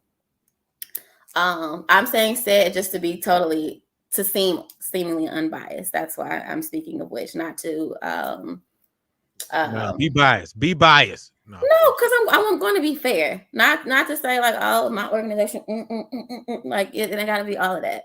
But yes, I do think that there are some things that are needed. There are characteristics. There are things that are just going to constantly show themselves. Now, I'm hoping that y'all are getting what I'm saying. You can have those organizations, and they can definitely implement, like I said, service support, be something to aspire to.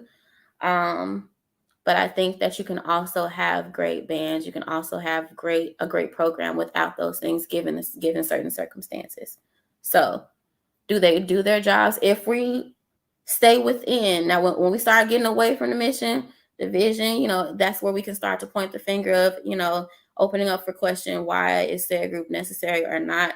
But I will also back that up by saying you need persons of all types to be able to make a solid community, right? You need somebody that's good at something. You need somebody that's not good at something. Now, whether those persons are all in the same group or community, there's a reason why that they're there.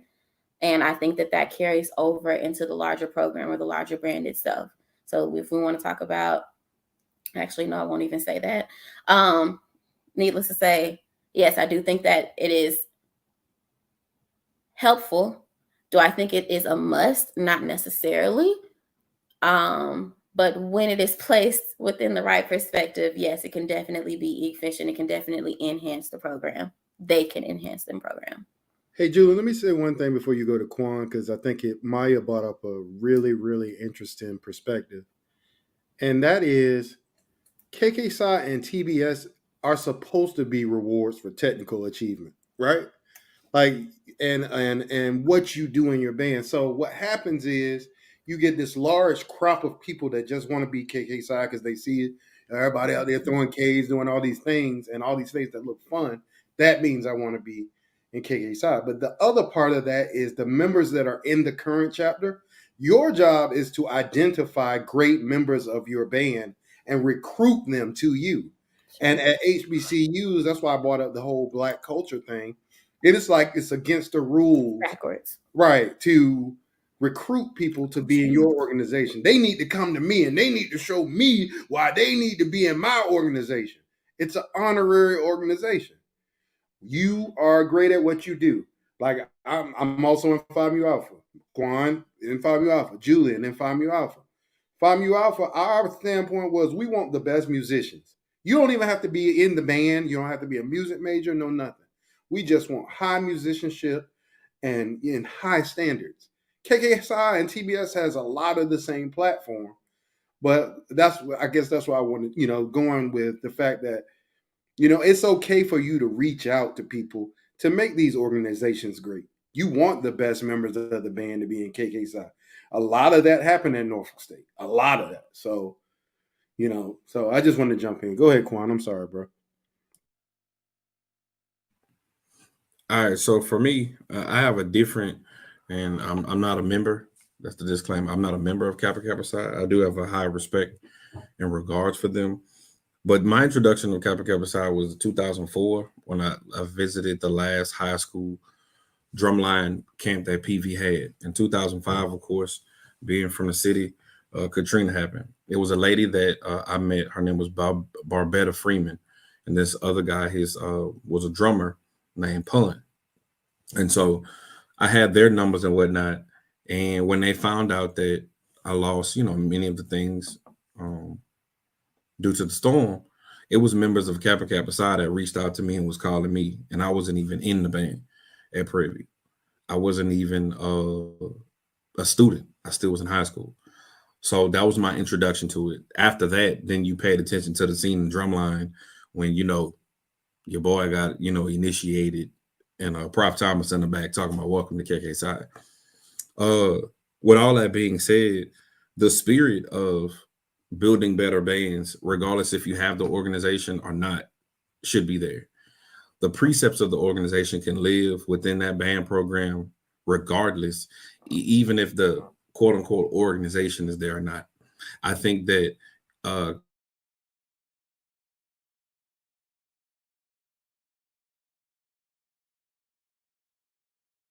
they were the ones that, he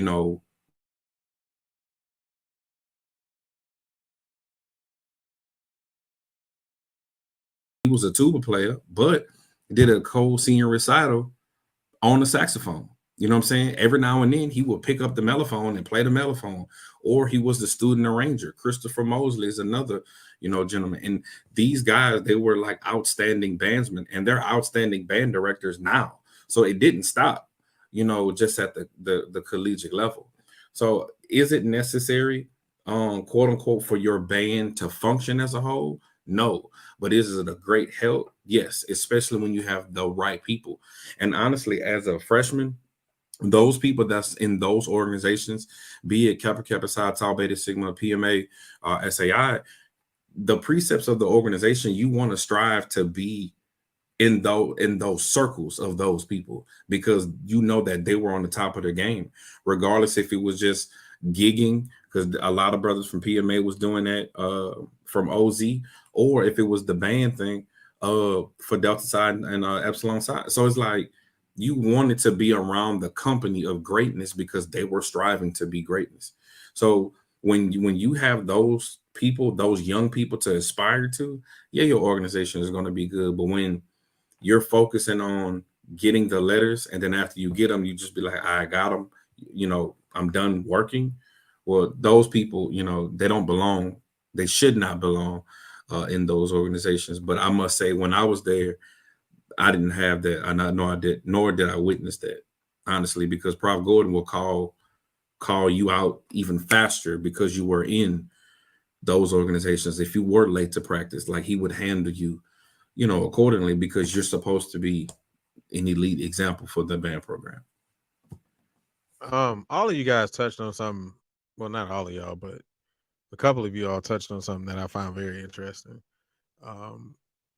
Just more or less like the introduction of KKSI, right? Because I think Crystal kind of talked about it, and Quan, you kind of brought it up, but then you said something towards the end that really kind of made me think, because I can remember when I got to Norfolk, there were like 3 members of KKSI in the band. And my introduction to KKSI was so big that it was almost hurtful how, there was a situation in the band, and I can really, I don't care talking about it. But first of all, going back to my introduction to KK Side, was really my band director from high school, who every time we did something, so we went to Fiesta, Texas one day, and he was on the ride just doing this, and I was like, is he a Sigma? Like, but I knew he was Alpha. um so flash forward to around my senior year, and I finally figured out what KK Psi was, because I had went to Prairie View for like Trumpet Day and all that kind of stuff, and my boys, I was in a high school frat called Gents, and my boys Deontay and Gerald were at PV, and they were interested in KK Psi, and so that was my introduction into KK Psi, and that's kind of how I understood. That's what I understood from my band director, what he was doing when he was throwing it up, because that's the old hand sign or whatever. So anyway, flash forward to my freshman year in college, and one of the most disappointing things to me was that we're only 3 members in the band that were KK Psi, and I distinctly remember Doc coming into the band room and saying, "Do we have any members of KK Psi in here?" As 3 members were literally sitting in the band room, and it was one of those kind of things where I just felt like the people in the band lost respect for the organization and the people who are a part of the organization because of the way that he presented it. And so I really send a lot of love to the guys who brought the organization back to the campus, because they were all leaders. I can go down that whole list of that Spring '03 line, and every single one of them was a leader, in the program. And I think it is necessary, exactly the same way that Rick brought it up, that it is an honorary program. It is an honorary organization, and you should want to seek out those people who have achieved, some level of greatness, and you want to bring them into your organization, because I think that is what changed the outlook of KK Side during my time when I was there. That spring '03 line changed a lot for my chapter. So I'm just curious, what was your introduction to Tau Beta Sigma and KK Psi, if you don't mind?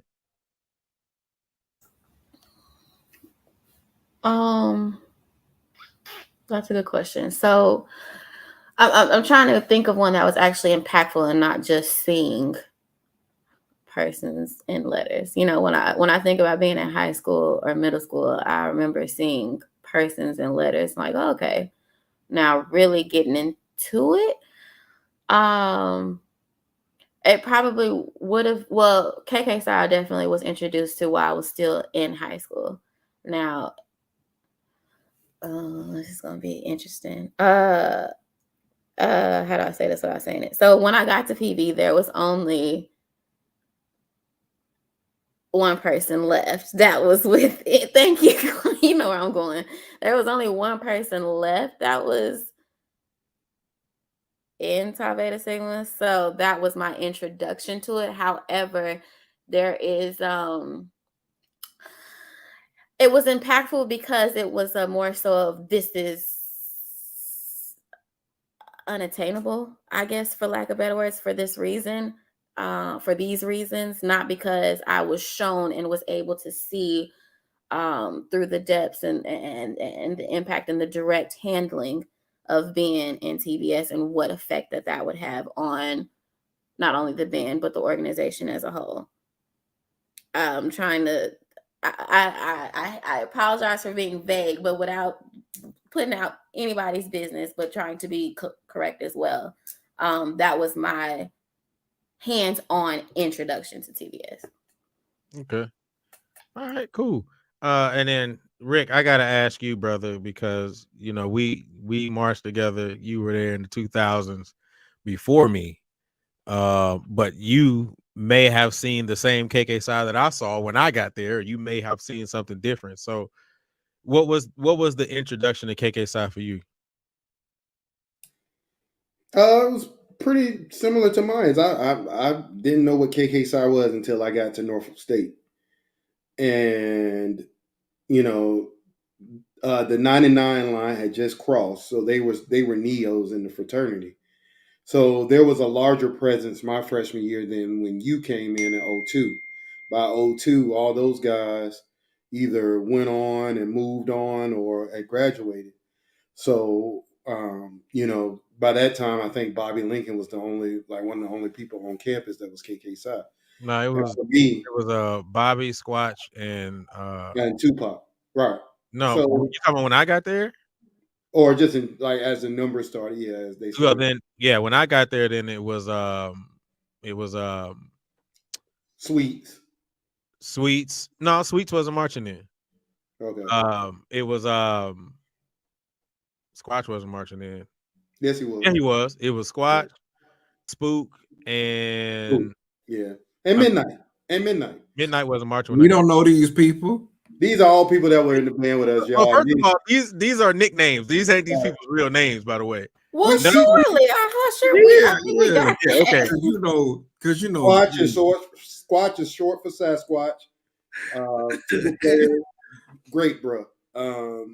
But like for me, we can go. Yeah, go ahead. But go ahead. Yeah, right. But for me, it was like I was so adamant that I wanted to be Omega. Yeah, I wanted to be in KK Psi, but my first and foremost thing was Omega. So to be honest, man, KK Psi wasn't on my radar until later. Like you said, Julian, it was on the down, going in the downward trajectory by the time it got to 02. Like, my first day on campus, I went outside in a white beater and some shorts to go find the bros and tell them I was trying to be the bros. So that was my focus. I'm sorry. I was focused. So TBS and KK Psi didn't really have that. TBS did. TBS was strong in Norfolk State's band.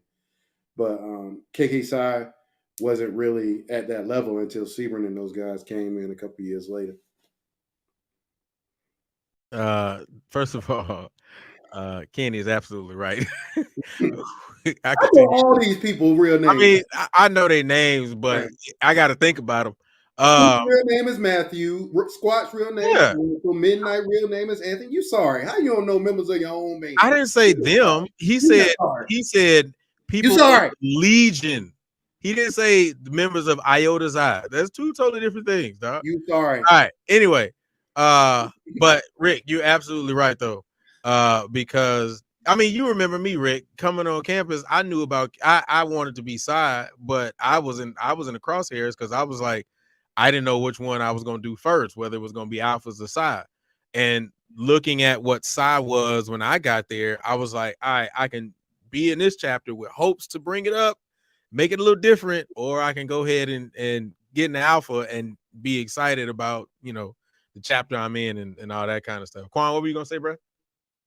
Nah, I was just about to say it because, we know Pookie, Jumba, Crab, 07, but he didn't graduate till 14. I understand. Everybody being got some of them, right? Absolutely. Everybody on this call trying to be all professional right now. We all know one of our favorite band members. I ain't trying to be professional. I can tell you that right now. My professional has gone all out the way out the window. I don't care.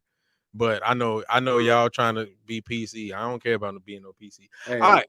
All these stupid nicknames they gave us. I ain't gonna tell y'all. I'll tell you in the after party. We can talk about that in the after party.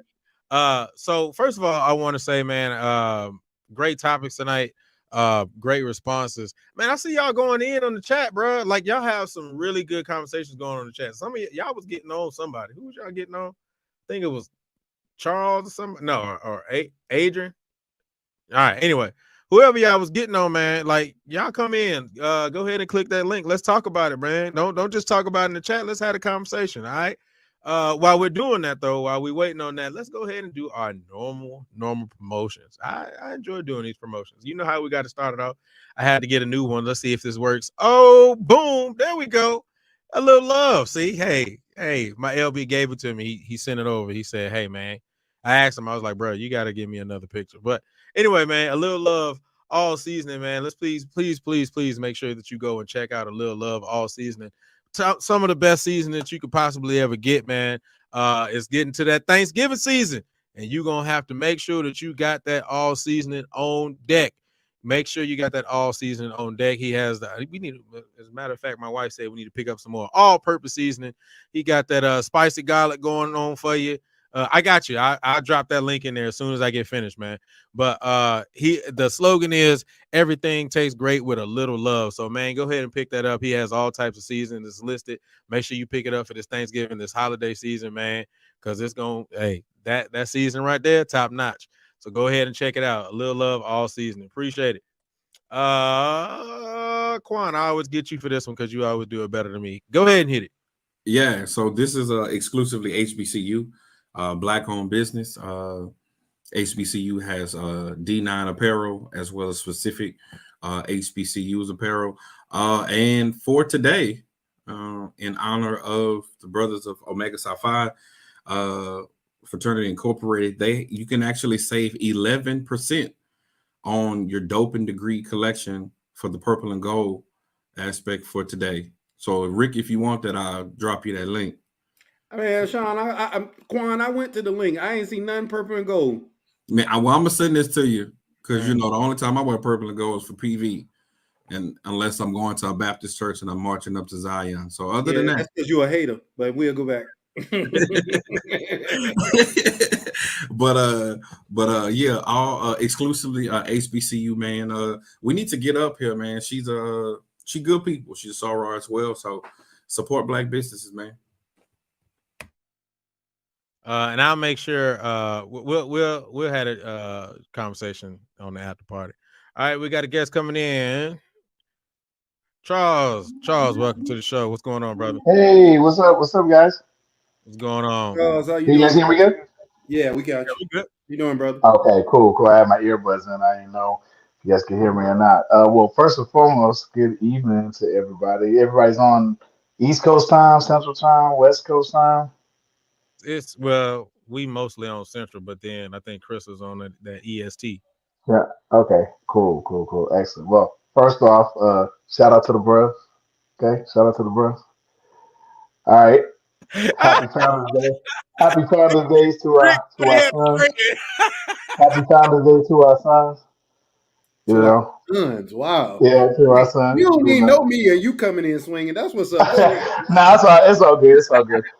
Grateful. First and foremost, this is my first time tuning in, and great topics, great questions. You know, I know Crystal and I know each other very well, but I think a few of us know each other from afar.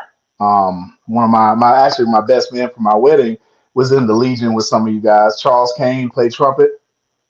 Charles Willie Kane, that's my boy. Yeah, Charles. Your brother, man. Look, hey man, I call him Willie. He been jumped on this. That's Willie, right? Willie Charles Kane, right? He'll break this camera. But I will say this, man. He was definitely one of the ones who welcomed me into the Legion, man. Like he gave me a lot of the info and the history and all that kind of stuff. So that was like my big brother when I got there. So much. That's my rookie brother, Maya. That's my rookie brother. Yeah, that's my best friend, man. We both from the Ville, from Fayetteville.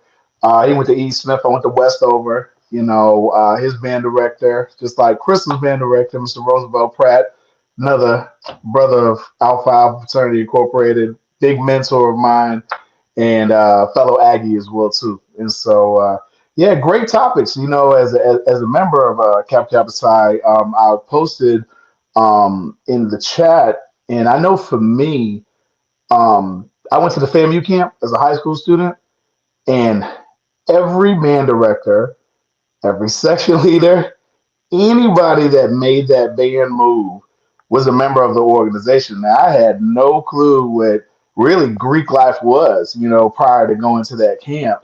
And I mean, we talking about Doc Foster, you know what I'm saying?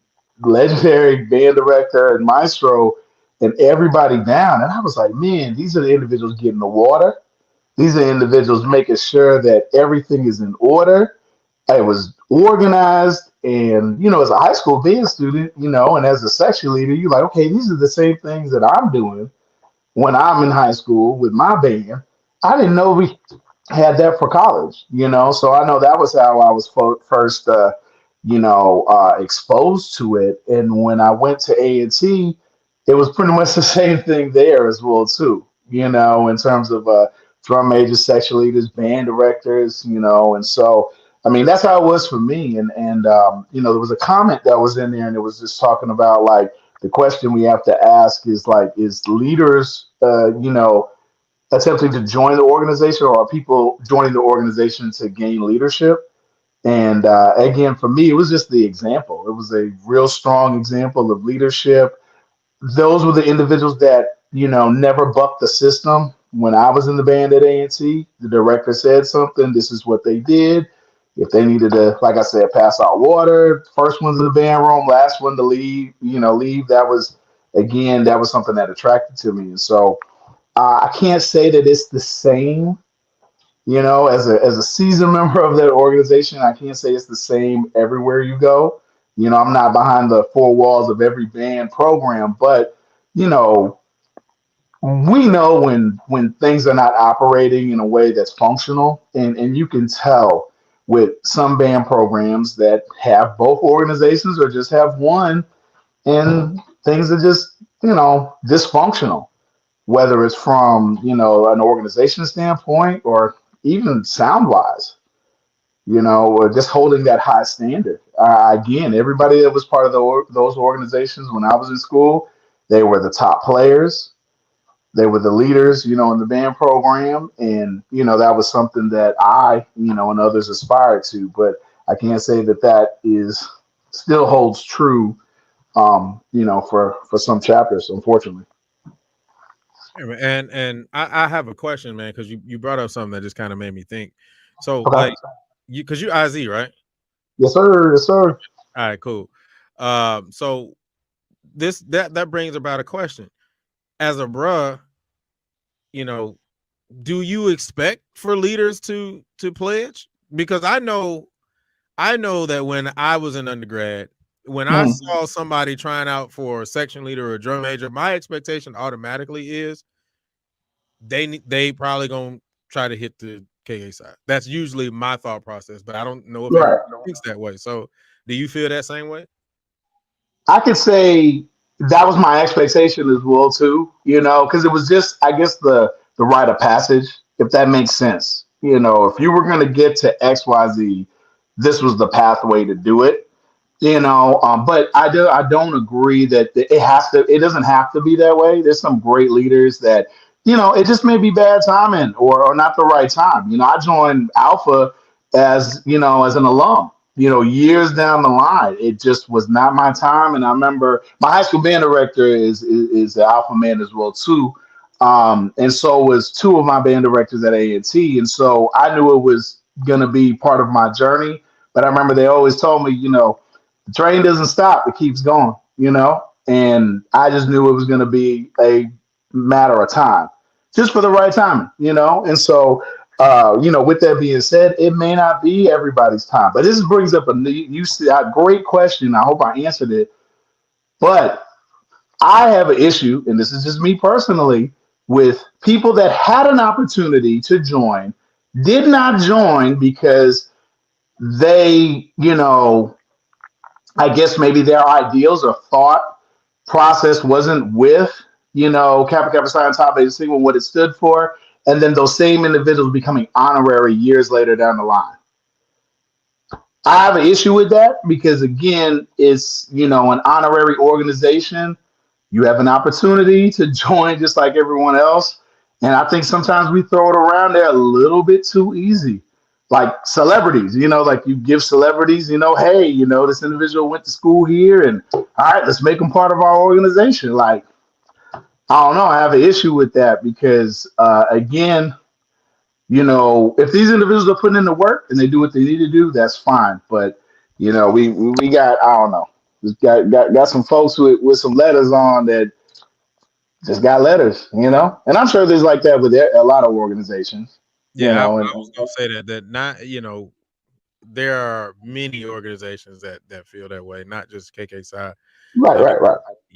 As far as Alpha, we don't hit that honorary miss, but everybody else who does, I definitely know that there are people out there who feel that. So I can definitely understand what you're saying, bro.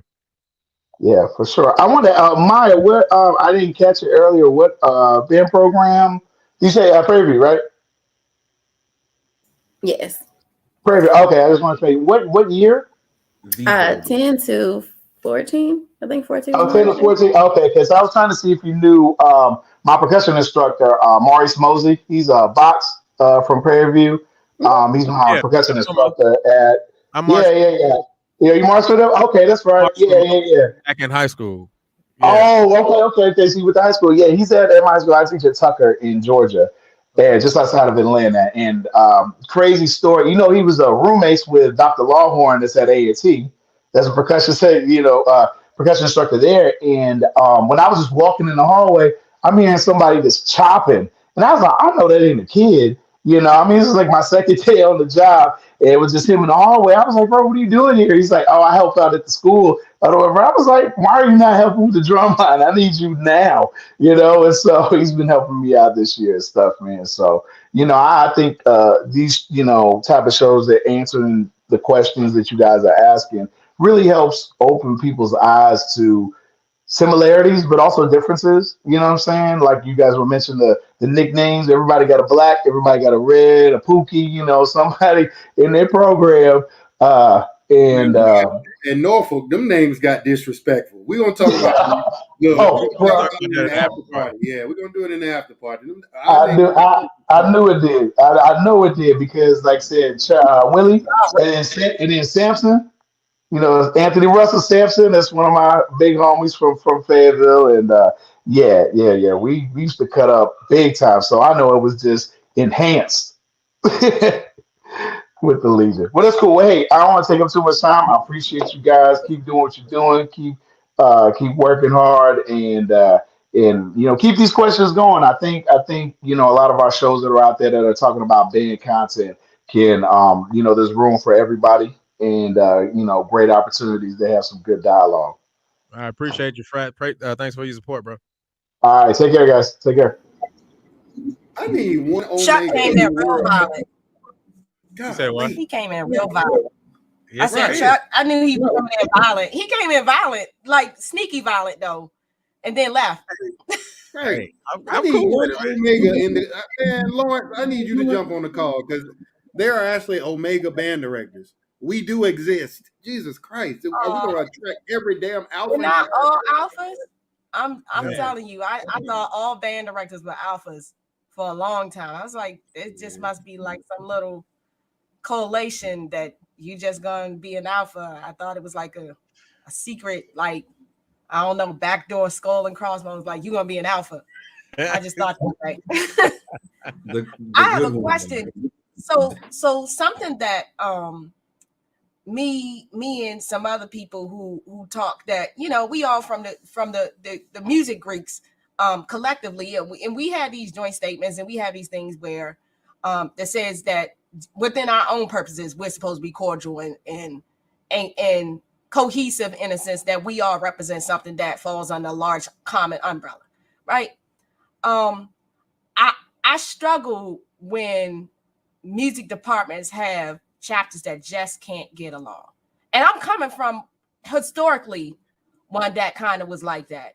And I came and I watched it grow. And I have students now who are Tau Beta Sigma.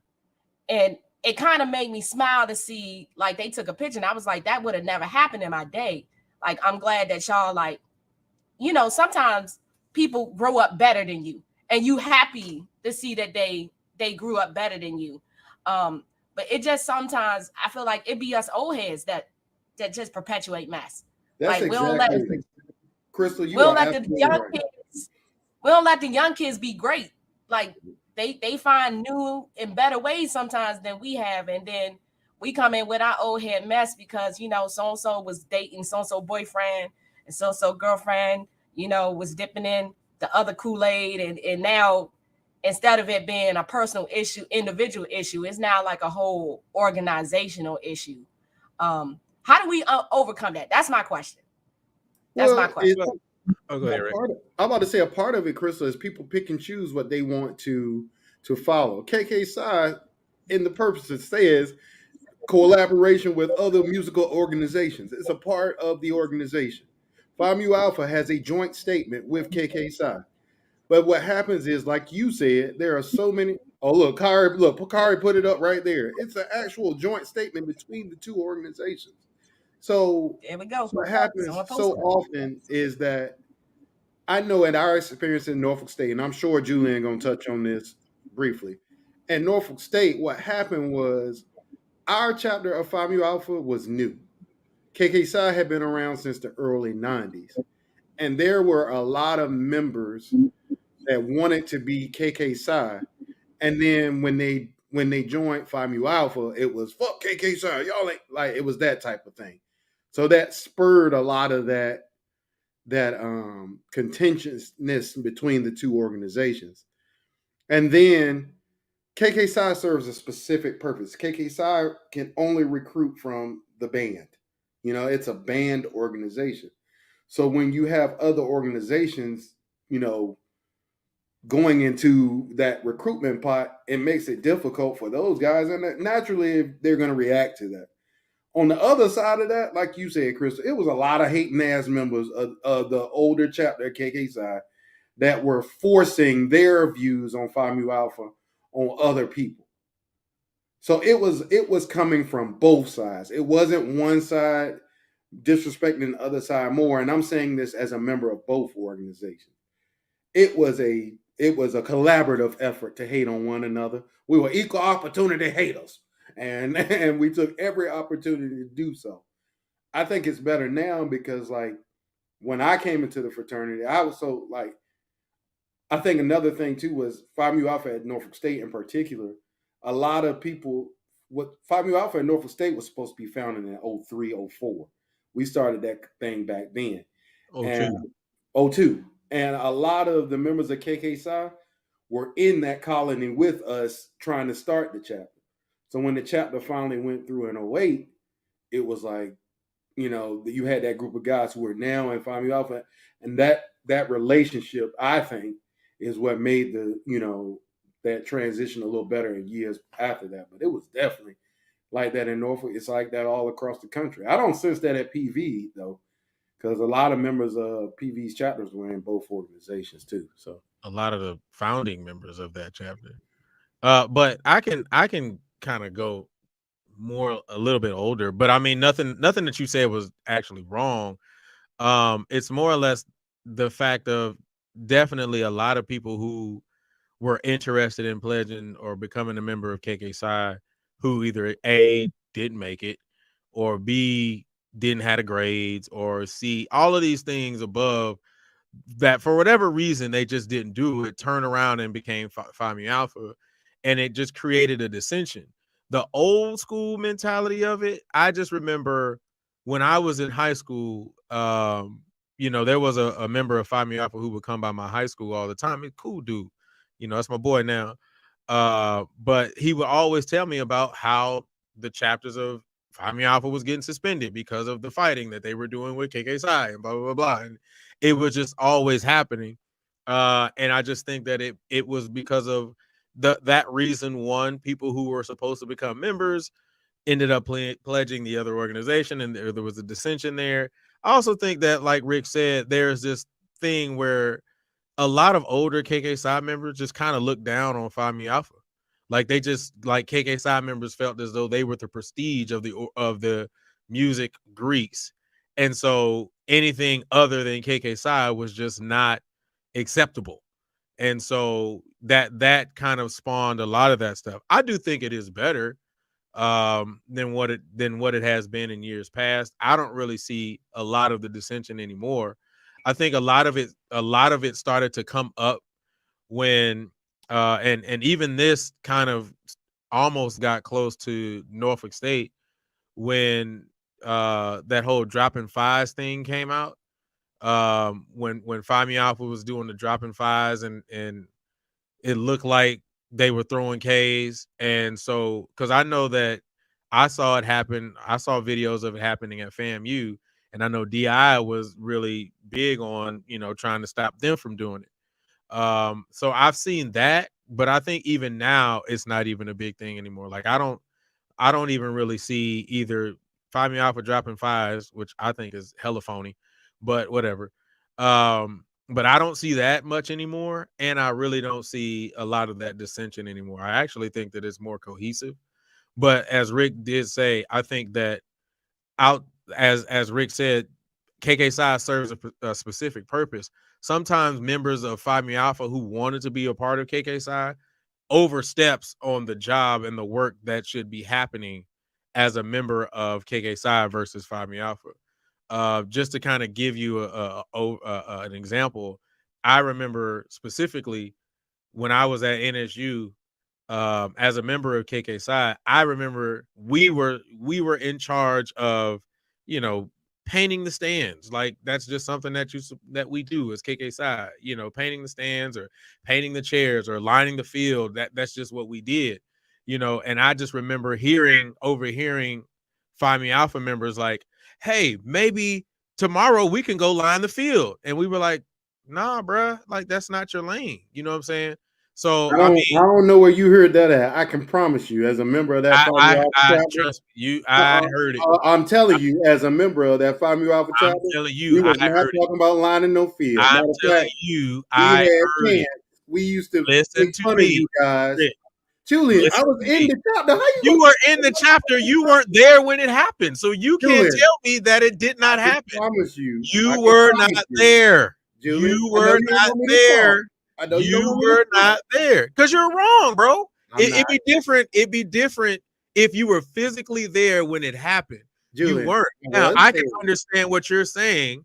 You all had conversations behind closed doors about those things. That's No, fine. we did not. And I'm not saying that didn't happen, but you cannot disregard what I was physically there for that you weren't there for. Julian, I'm not how you tell me disregarding what you're that chapter saying. of Phi Mu Alpha? I was there from the start of it. For But all the years you're you were still in the overlooking what I'm saying. I'm not saying that the conversations that you all had Well, did I'm not also happen. not going to sit here and let you just talk about my chapter about everything. But if I'm Sorry. telling you, I'm not talking about your chapter. I'm telling you a situation that actually happened. Well, Because you know I have no disregard or anything for Romeo. You know I respect Romeo, period, 100%. But I'm not gonna sit here and act like this didn't happen and lie. What the fuck I gotta lie for, bro? I You think know what I'm saying? if you would allow me to finish my goddamn statement, I would finish that by saying, well, I understand where you're coming from. I can promise you that those type of conversations, including the mentorship that we did with the chapter after we were there, were not happening. You're saying, but you're disregarding what I'm saying. I'm also not finished talking. Finish What I talking. was also trying to say was we made a conscious effort with our chapter to make sure that we were telling those guys not to be involved in those things that you're talking about for this exact reason. Now, I appreciate the topic and all these organizations, but let's chill. Let's calm down. Nobody's hot. What I'm telling you, bro. What I'm telling you, at the end of the day, I'm not saying that you're wrong. What I'm saying, see, here's the problem. The problem is I can admit that you are right in your conversation. The other half of that is you can't tell me the conversations that I actually heard. And that's all I'm saying. I'm not saying you're wrong. And that's the whole point. Can I interject for a second? Go ahead. Make my sister have the floor. It's funny because my roommate in college, in my last years of college, was Etta Gamma, and I just recently chartered Kappa Xi at Morgan, and my husband at the time was just my boyfriend. Had just chartered Phi Mu Alpha, and I remember being in our apartment. Now we were roommates after letters, and so already people kind of was looking like, what the hell going on with this? You know, just off of camaraderie, or I guess, you know, if you go look for a roommate, why y'all? I'm like, one, I know he working, he pay bills on time. Money don't have no, I don't care. He gonna pay the rent on time? Bet. So I remember this heated conversation, kind of like this, where he told me my chapter was brought here to spite Tau Beta Sigma. This is almost, at least 15, 16. I mean, he told me, he was like, I said, but you knew me before. You really think somebody was chartering for 3 years to make you mad? That take a lot. That take a lot of anger, like, and a lot of focus of anger. Like that's time consuming college. And he believed it. I was like, what make you think so? I said, so how do you think the chapter started? He was like, man, y'all sat in the room and y'all said, y'all gonna be better. I said, well, I was kind of the middle child. I was a freshman. So I hadn't even been in the school long enough to say that so-and-so tried to go pledge something. I already told you I ain't no sugar, honey, iced tea about organizations. So I was like, what? It's like, someone didn't tell me. And so the conversation, and I had to kind of shed light. I was like, actually, we had a charter member who was a music history teacher. So she was from Spelman. And she was a charter member. She's, old school, Melissa Hendricks. I drop her name. And she noticed that there was an influx of female music majors in the department all of a sudden. And so while he was going through that, so I was like, nah, actually, she invited us to event Delta Nu at Howard, which is the first Black chapter SAI. And I was just kind of like, these are some musicians. They musicians. Like, I'm getting my ass smoked by my section leader who was CBS, but I had never been around that many women that were like raw in whatever they did musically. So when I had to decide, I was like, well, my focus is to go to school and be raw on my instrument. And, already female music majors already get a stereotype. But as I'm sitting there, I'm listening to him tell me that my whole existence was to make somebody else mad. And I just remember sitting there like, it's amazing. You can like be on the field together with somebody. You can blood, sweat, and tears marching band. That's what marching band is, right? This is my crab brother, so to speak. And I'm like, you really think that I was sitting? And I think it's that type of miscommunication.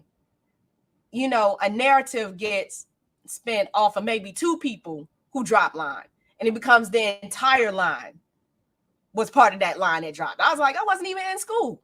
So I think sometimes we get a narrative from one or two people, and then that becomes the narrative of the whole. And it happens to us in chapters too. Like if you got an ain't shit member, now,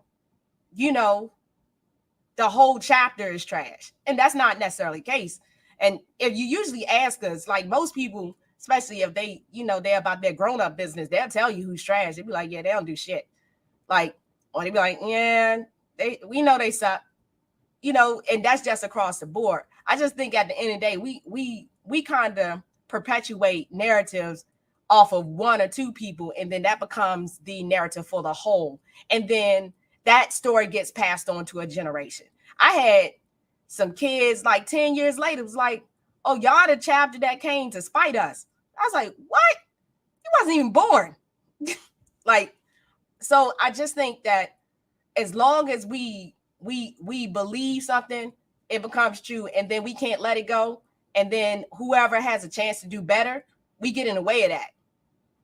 The best thing I could have ever done for my chapter was join the alumni chapter. And I know that sounds crazy. That meant like if I truly trusted what my chapter could do, I would take my paws off of it. And I think sometimes as old heads, we can't take our paws off it. We love it so much, but sometimes we cause more damage than good because we don't even trust the product that came after us to be great.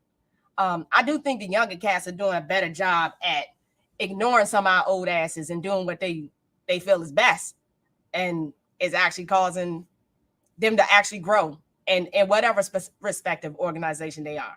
Now, I'm gonna go ahead and throw a rumor out there.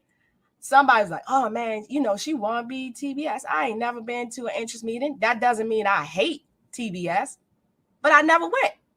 That wasn't my focus. And Renard James said it best when he was at a interest meeting for Phi Mu Alpha. But Renard James, when I first met him, he was iconic Kappa side to me. He still is. He still is. He's iconic to me. And I looked up to him. And he said, Someone said, well, why one and not the other? He said, it's not a question of why one and not the other. It said one is a professional at making orange juice out of oranges, and another is a professional making apple pie out of apples. So do you like apple pie, oranges? Some people like orange juice, some people like apple pie, some people like both. It's not necessarily that orange juice is bad or apple pie is bad. I said, man, this brother got it figured out. I think we don't look at the organizations in that sense. We look at it like one has to be better than the other. No, it's just about preference. We don't do that with anything else in life.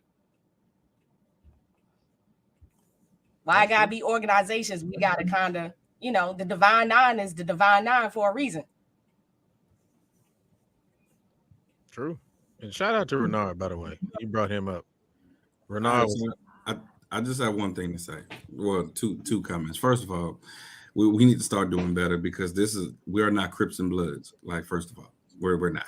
We're professional organizations that have a specific avenue and objective for every organization. How you want to carry that out, you see fit. Nevertheless, but be true to the precepts of your organization. That's number one. So, number two, in regards to Julian and Rick, we all think that maybe painting the fields was a good idea. However, maybe they should have left that to Kappa side, and then Phi Alpha, we could have did something else. That's all I'm saying.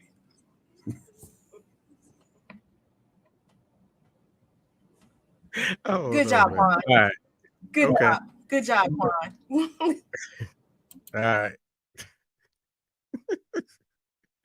Anyway, as I was saying though, man, shout out to Renard though, man. I just remember after I crossed KK side, you wasn't good unless you went to go see Renard during my time. That was how I always understood it. So yeah. Anyway, man, they going in on the chat. So, and first of all, let's keep it 100. I need to make sure I make this very clear, dog. Rick, my big brother, dog. We argue all the time. I still love him. You know what I'm saying? So y'all don't think that we over here got smoke for each other, dog. Because look, as soon as we was going back and forth with each other, dog, like the chat just blew. That chat ain't stopped moving since we stopped, bro. I just was like, when this go in, that dude Julian, man, fuck that dude, man. I don't know that. I was like, when this shit go in, y'all, because he'll say that today, because you know what I'm saying. It's all good. It's Omega Founder Day. He can say fuck me today. But I thought this was real talk. That talk, man. Jesus it is. I'm just saying. Hey, look. Did we even have to get that statement? That's my brother. What? Yeah, I just wanted to make sure I put it out there because the chat been going. Hey y'all, we argue all the time about all the time. Shit. All the time. That is my best friend. That's the best man at my wedding. We ain't mad at each other, y'all. Yeah. Black people, man. Like when this shit go in. Yeah, Maya got to. Stop making that face, boo boo kitty. She got to get to the hookah. Oh, that's right. I forgot. No, I don't. What I'm saying is that I'm used to it. So I was like, well, I'm just gonna let them keep talking. Like I know y'all not fighting for real. So shit. The women ain't cut up like this. I'm just saying the women on the platform we ain't cut up like y'all. We had some coof. Nah, Maya and the corn. I know that's right. Don't let Maya fool you now. Don't let Maya fool you now. She goes in. Mean? Don't let me pull up the old clips. If we gonna get into this, we gonna get into this. What? Damn, what are you talking about? I got the you clip. Ain't never seen me shut up on camera. Shoot. Hit the little dance you always hit. Which one? Go ahead. You hit it. There you go. See? That's your cut up time. All right. We about to roll, man. We got to get on out of here, man. Hey, if you guys are sticking around, man, all of y'all who are watching this, man, if you're gonna stick around, you know we got the after party coming up. You know, the after party, we really let it all hang out. We really just kind of relax and let loose. Everything is not strictly music. Exactly. That's why I had to change the words. Everything is not strictly music education band and all that kind of stuff. But if you're gonna hang around with us at the after party. Go grab a drink, hang out for a little while. Before we go, you know we always do this. We got to do it the right way. Quan, any final thoughts? Nah, bro. Good show. Word. All right. Maya, any final thoughts? I'm just ready to get to the after party. All right. Well, dang, I didn't do it right. What's good, Mom? There we go. You not on your P's and Q's. I'm not, because I was trying to hurry up and shut it down because it's an hour later in Crystal territory. Rick, any final thoughts? Actually, yeah, I do have a couple, man. First and foremost, I want to wish a happy heavenly birthday to my oldest sister, Rhonda. Yesterday was her birthday. I miss her dearly.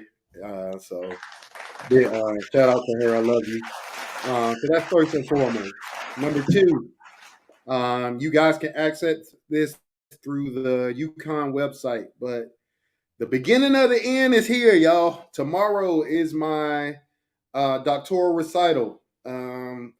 It's a great concert. I'm doing something a little bit different, y'all. You can watch the recital. You just go to UConn's Music's website, go to an events page, and the first thing there is the Wind Ensemble concert. It says my name and all. You click that, and the link is right there. But been a long time coming, y'all. Got this done in 3 years. So my recital is tomorrow, and then next semester, y'all, I'm in the home stretch of becoming Dr. Brown. So if you would like, and you want to see a different type of Wind Ensemble concert, y'all know I'm not about to go in there and do your standard rep. This is going to be the most African-American based. Every piece on my concert was written by an African-American composer. So, I think that means something, and representation, and it's going to be interesting. So I think you guys will love it. So that's that. And then lastly, support Black businesses, support Black people, support Black.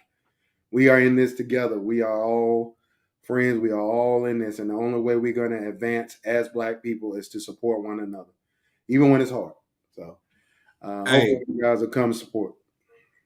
Hey, for everybody that's saying right now that my phone is going to mess up, you ain't shit. I'm just going to put that. Man, your phone already messed up. Maya started laughing earlier, and it just went out. We're like, right. Well, that's because let me see who said that. Somebody said Quan shit messing up already. It was like 10 minutes into the show. That wouldn't even be. Yeah. Hey, but I as I'm thinking about it, say Julian, man, they had people that was listening when we went out there to Langston that was like, hey, ain't you on the Talk That Talk? I was like, yeah. He was like, man, we look every week. So, man, the show is doing great, and it's reaching people, answering questions that, the things that people want to say. So, big up to you, Julian, for being a visionary, for starting this podcast. So, people is reaching people. Real talk. Thanks, man. It made me feel really good, man. I appreciate you, brother. I appreciate you. And our guest panelist, Crystal, you got any final words for us today? Thanks for having me out. Y'all past my bedtime, well, I teach in the morning. I got first thing. I don't know if I'm gonna make it. I might have a sick day. I might have a sick day. Ain't that PTO? Yeah, I don't know. I'm going to Midwest, so I gotta save my Pokemon, for when I really want to relax. But I appreciate the conversation. And when I saw those questions, I said, "Oh, they choosing violence." But if I'm gonna choose violence, I like to choose violence with people who talk that talk and back up whatever they say with some real shit. So appreciate it. And I ain't know people actually listen to me. I be running my damn mouth. So shout out that let me know that people actually listen to what the hell I'm saying. Because I just be talking to talk. Hey, Quan, they said that butter on butter.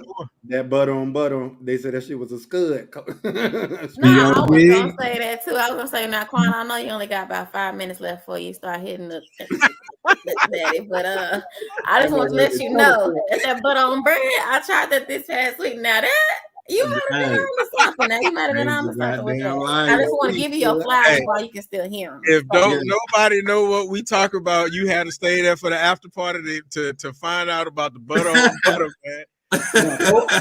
Butter on both sides. The butter on that B.O.B. ball. That's that big ball.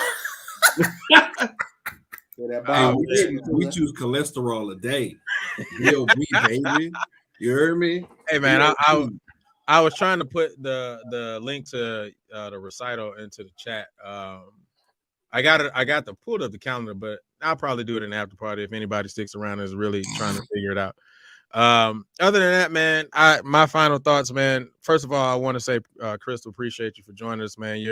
Your commentary was definitely necessary, definitely needed, and we appreciated hearing all the things you had to say because, hey, man, it was really insightful. So we appreciate it. You're welcome back at any time. Whenever you want to come back on, just hit me up and say, hey, I'm trying to be on. Just go ahead and hit me up. Secondly, man, I appreciate all the subscribers, supporters, all of that, everybody who clicked that like button. If you didn't click the like button, you still have time to click the like button. Also, if you didn't finish watching the show, you want to go back and check it out after we're off the air, you can do that as well. And also click the like button. Dude, mute your mic if you're going to keep snorting, dog. Good Lord, Quan. I can't even finish what I'm saying. But yeah, man, appreciate everybody for joining us, man, and getting on with us, man. As you all know, man, we go keep this conversation going 100%. Also, I didn't say this, and I wanted to go ahead and say this right now, man. We just got finished having our region band. I'm happy to say that we had 8 students who did make the region band, and we had 1 alternate. So I'm extremely happy for that, man. My kids are doing a great job, and you know, they working their little tails off, but we appreciate it and we love them and support them. Anyway, man, other than that, I don't have anything left to say. Let me go ahead and get out here and do it the right way. I appreciate you guys for going ahead and joining us. If you're sticking around for the after party, just hold up and we will be back. All right. You may hear some random talking going on, but that's okay. You may not. All right. But just let us close this out and we'll holler at you guys next week on Wednesday, 7:15. Appreciate all you guys. See you all next week.